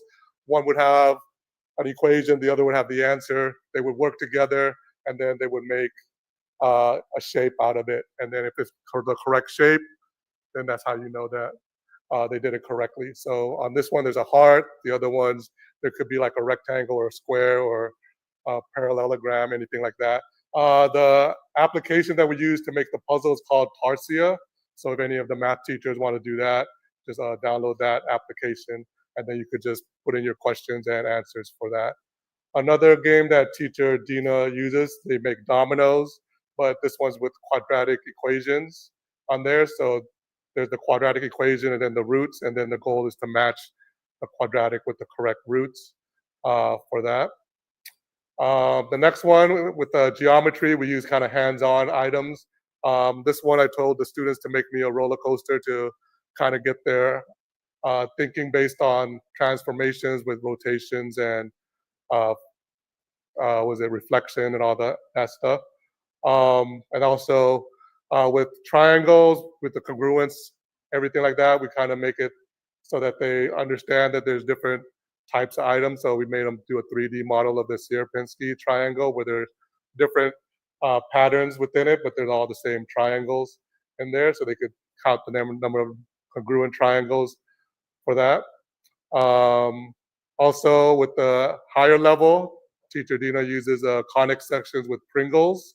So using food to have the students make a circle or a parabola with that. Next item, the 3D shapes. So using volumes on there. So we use different 3D shapes that they learn throughout. On this one, they're making a geometric city. On the other one, they're trying to make different shapes with the straws for that. So this is another project that we had them do. And also we use some sort of experimental activities to develop their observation and analysis skills, critical thinking. So she did a marshmallow volume discovery where they use marshmallows to discover the volume formula. So they count cubic units using the marshmallows. And also with us, we also use candies to use with probability and ratios. So they just bags of like M&Ms or Skittles or any type of candy, and then you apply it to any of the probabilities topics that you guys want for that.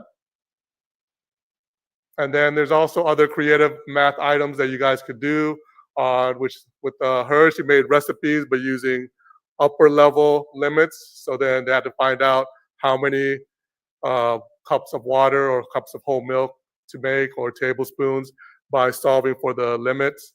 For the lower level, I made them come up with a restaurant and then a menu for the restaurant and price all the menus in decimals, so then that they could find out total pricing for all the items on the menu. So there's different creative math tasks you could use. Just have to be creative with the way you guys go about your activity. And then the last one, we did choice boards. So this one has the kids have ownership through their learning. So she would make them either do a graph. They can choose whichever one that they want. They could make a poster board. They could make a cartoon. They could act out any of their vocabulary words or the understanding of their vocabulary words for that. So they could choose. They get in groups. They choose whichever one that they do, and then they have to just make a creative rap song or cartoon or any items with that. This one I think was a song that they did. I'm not sure if you wanted to play the song.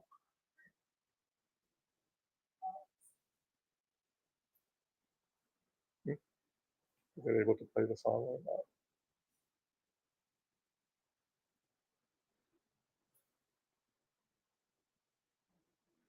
No? I mean, even if it's like.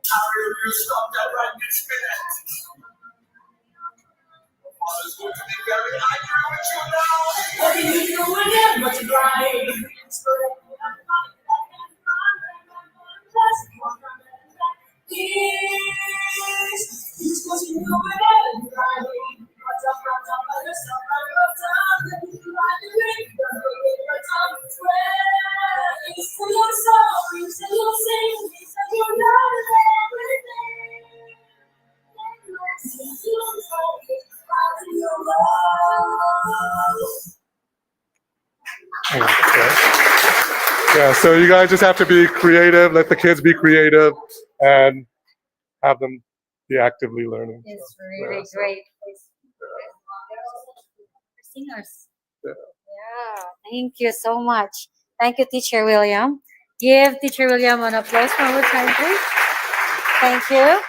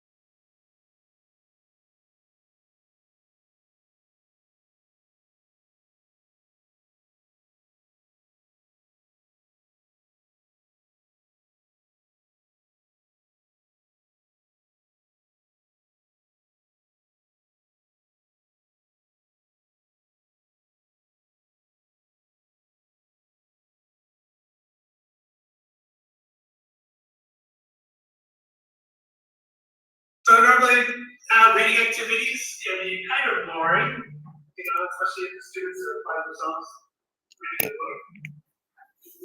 So one way we can make it a little more engaging for the students, we could use this kind of a paragraph jigsaw puzzle. So I don't have any pictures from the class, so you're going to have to use your imagination a little bit. So before I always start my reading activities, of course, I get them to go into little groups. And then after they've broken off into a group, we have a little discussion, kind of loosely based on the topic of the reading. So if it's something about history, we'll have discussions about the country. Then I have them share some answers that they've come up with in their group. And of course, I always add in my own kind of opinions about things, kind of get a little group dynamic going. Then we go through the questions. Then I have them do a little practice skimming over the material first. So this way they can kind of get a loose idea of what the reading might be about. So they go over the group answers. Then this is where we start the actual paragraph jigsaw. So what I do is I take the reading. Let's say if there's 11 paragraphs in the reading section, you're going to cut it into chunks. So you'll have 11 chunks. You can make it the full reading, depending on your student's reading ability. Maybe 11 paragraphs is too much. You might shrink it down. So that's up to you and the reading ability. But I usually do all 11 paragraphs, pretending it has 11 paragraphs. Then I scrabble it up, and then each group, their mission is to the best of their ability. They have to read through each paragraph and put it in the correct order that they think it is in. And then after, give them about 10 minutes to try and organize the story into kind of a coherent story if they can. One thing you might need to look out for is when you cut the paragraphs into chunks, sometimes what the students will do is they'll try to align the cut marks. So you gotta make sure your cut marks are kind of unique, so that way they can't just cheat and try to align the cut marks. So after about 10 minutes, walk into the class, making sure nobody's trying to take any shortcuts. I'll have them start off. I'll go by group. So group one, I'll have them read off the first sentence of the paragraph. And then if they get it correct, they get a point. Of course, you can make it competitive if you want. So which group makes the most points? You can have them win extra credit, a little point, up to you. So you can also make it a little more competitive. So then we go through the reading. Then each group will read off the first sentence of the next paragraph. And this is a good way to get them to analyze the text, check for critical thinking, being able to create a cohesive story based off the text. And then after they've gone through all the paragraphs, then we jump into the reading. Any questions? Thank you. Thank you, Teacher Will.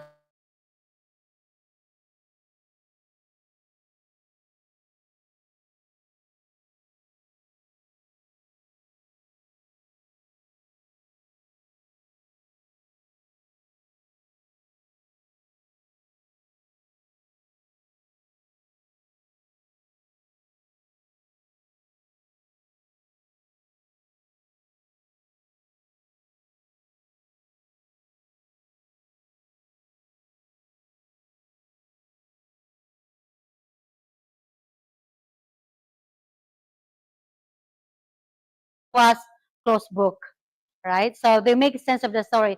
The the thing is, the students had to read each paper strips so that they know how to organize them. So thank you. This is very like low tech strategy. Takes a lot of time to photocopy the paper and cut it using scissors, but it's effective. It's effective. Takes the students away from their phones for the entire period. Okay. Next up is our teacher, Teacher Helen. You. I cannot. Okay. Sorry. Hi, Can I this is Helen, okay. and this. Hi, this is Helen, and this is my teaching. Hi, this is Helen, and this is my teaching strategy. In my class, I start each lesson with something I call peer power review. It's a warm-up where one or two of my students share a question and explain the solution from our last lesson. This helps a lot. The student presenting gets to study the topic more and they learn it really well. They also build confidence by speaking in front of the class. The rest of my class listens, learns again, and sometimes understands better from a friend's point of view.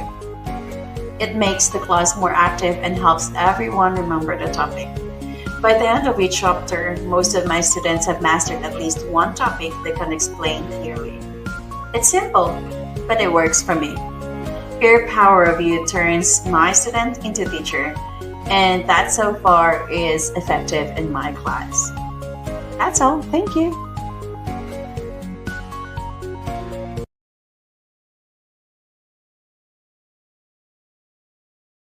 We have also one teacher who tried to adapt this at another school. I wish I could connect to her. And she said it's also working. But this is something you can try, not only for math lessons. You can science, grammar, social studies. It's a good warm-up activity. And yeah, and the students get accustomed to it because she's been doing this for years. So her M5s go to M6, they already expect that. They already knew that they will be assigned a task to explain, to re-explain to their peers the next day. All right. So, sorry. Next, how do I go? Okay, so we have 10 minutes left. Maybe I can't do this. Very low tech,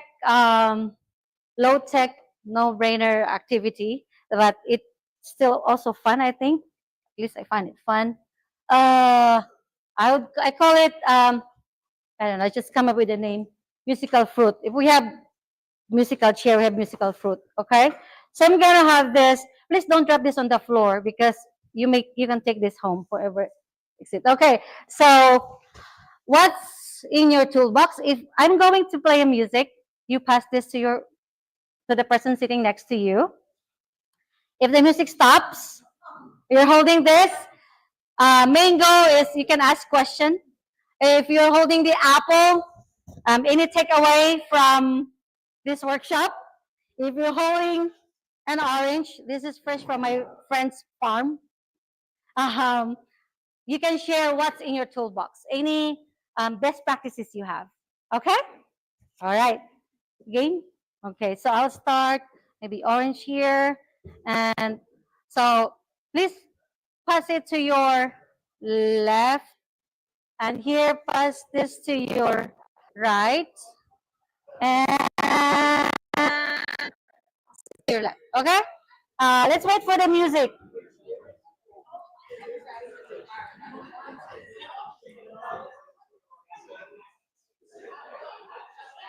Okay? Again, very low tech. You can use this from, if you're teaching Pratham to Matayam 6, I had this, like last Saturday, we have an event in a place, and this was used, and all the adults, grown-ups, grandmas enjoyed. So I think this is a very low-tech strategy that can, low-tech active learning strategy that you can use in your class. All right, so let's play the music.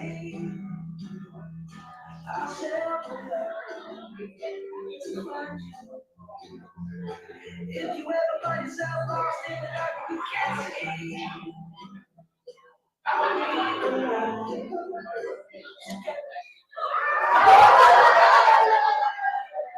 All right, okay. Let's start with apple. Who was the apple? Okay. Take away from this workshop. I'd say a key takeaway was to keep it as student-centered as possible and keep them engaged, because the long lecturing can lose their attention and they learn better when they're participating in activities. All right.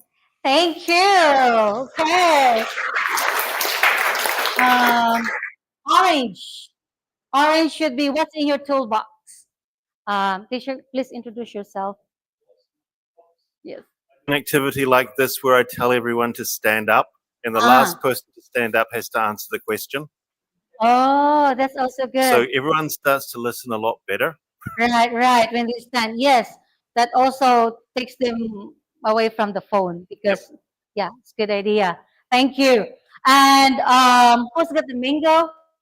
Yes, ma'am. What do you have any questions so far, or additional input? Okay, takeaway. What is your takeaway from what you've heard and observed so far today?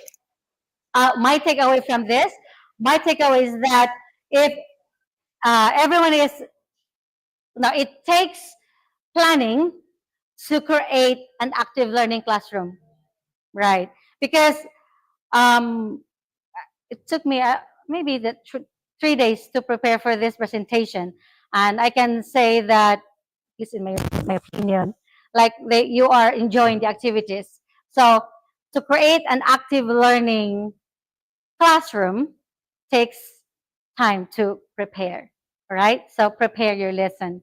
My teachers, that's the reason why we have term planners, so we know what to teach the next couple of days. All right, so thank you. Okay, I think we have. So I think before I go now, whoever takes the fruit, you can take it home. All right, and also I would like to share before we go. Okay.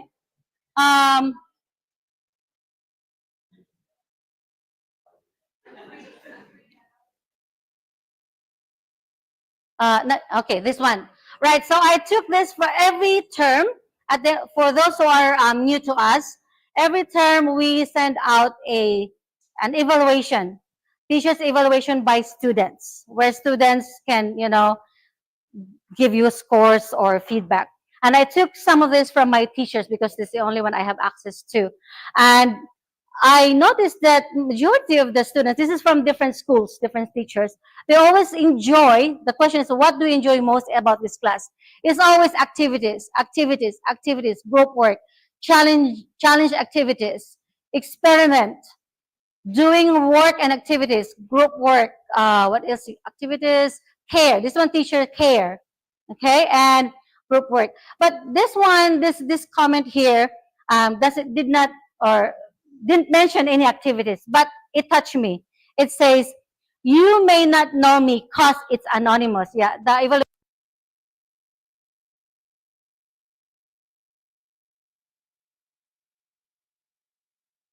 At NSKR, thanks for being a great teacher for 6 years. I really mean it, and you are the best. So it seems like the students have been his students since M1. So whatever we do in our classroom, there are only three things that can happen. No impact, moderate impact, great impact. And I hope that we would choose the latter. Okay, so this is my last video. This video I also found from my feeds, and I realized this week is Teachers Appreciation Week. So I would like to take this opportunity to say thank you to all my teachers, thank you to all of you, and remember that we appreciate you. So let's watch the video first. I'm sorry, online available questions. Okay, one question. Okay, go ahead. Before we play the video, there's one question online. Question from teacher Vincent Cooper. Is there a drawback to being an enabler? Good question. Is there a drawback? Do you think there is or there isn't? Enabler, if you're an enabler teacher. Yes. I think it depends on the level that you're teaching at. If you're teaching at like the higher levels of school where the specific knowledge is really important, maybe a lecturer is better. But if you're in the lower levels and it's more about getting the children interested in taking part in their education, then it's not. Yeah, thank you. Said, yeah, it depends on the level, but regardless of you are an expert teacher actually or not, when we try to do something at first, there's always drawback. There's always thing that can discourage us because it could be, like what I said, it could be chaotic. But do not give up and try to find a way to modify your strategy, to modify the technique that you use. Maybe if the group of students you're teaching has low level of English, simplify. Even jigsaw, for example, jigsaw, if your students' English ability is quite low, choose a topic that is easier for them to understand. Now we can use ChatGPT, and we can even tell ChatGPT, can you please adjust the grade of this, the language level of this reading article to grade 6, for example. So that way, we can still reach out to, we can still adjust our teaching style to meet our learning style. Is that correct? To meet our learners' learning style. Okay, that's what I mean. Okay. So again, any more questions online? Oh, good. All right. Teacher Vincent, I hope I answer your question. I hope we answer your question. Thank you. And yeah, so we'll just play this video, and after that, you can have lunch. Long lunch. Okay.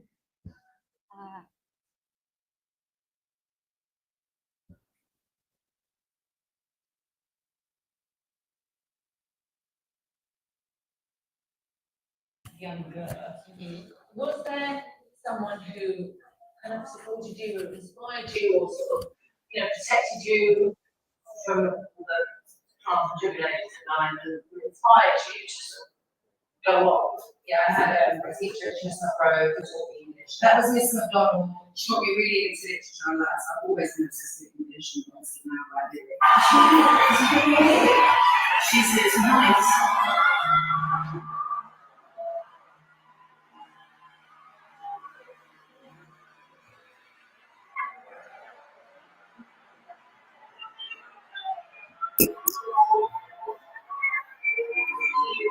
We had one teacher that means more than anybody else in the class, and you were it. See me smiling, how so hilarious. I'm going to ask a favor from you. Because my first ever school teacher is here.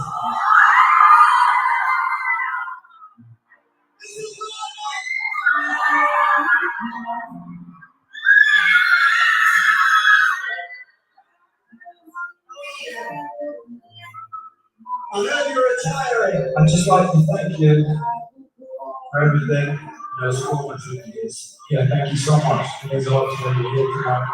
School at the elementary is, named after one of your real teachers. This happened from what grade? From sixth grade. From sixth grade. Yeah. What was the last time you saw Miss Abbott? The last time I saw Miss Abbott was probably sixth grade. I ran home the first day of fourth grade to tell my dad that I had the best teacher anybody could ever have. Her name was Mrs. Duncan. And during the fourth grade, I wanted to be a fourth grade teacher because of Mrs. Duncan.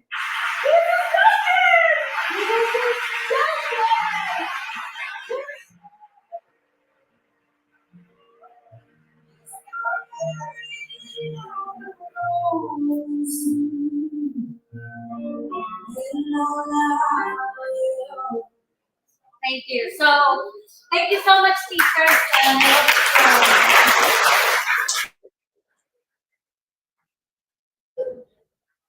Not crying, you're crying. We're going to come back at 1. If you have any food suggestions, please let the other teachers know. But right across the street, Somtam Convent, that's where we ate yesterday. There's a lot of food there, just on the street. Lots of options. Back at 1, please. Everybody online also back at 1. Thank you. Thank you, MJ. Thank you.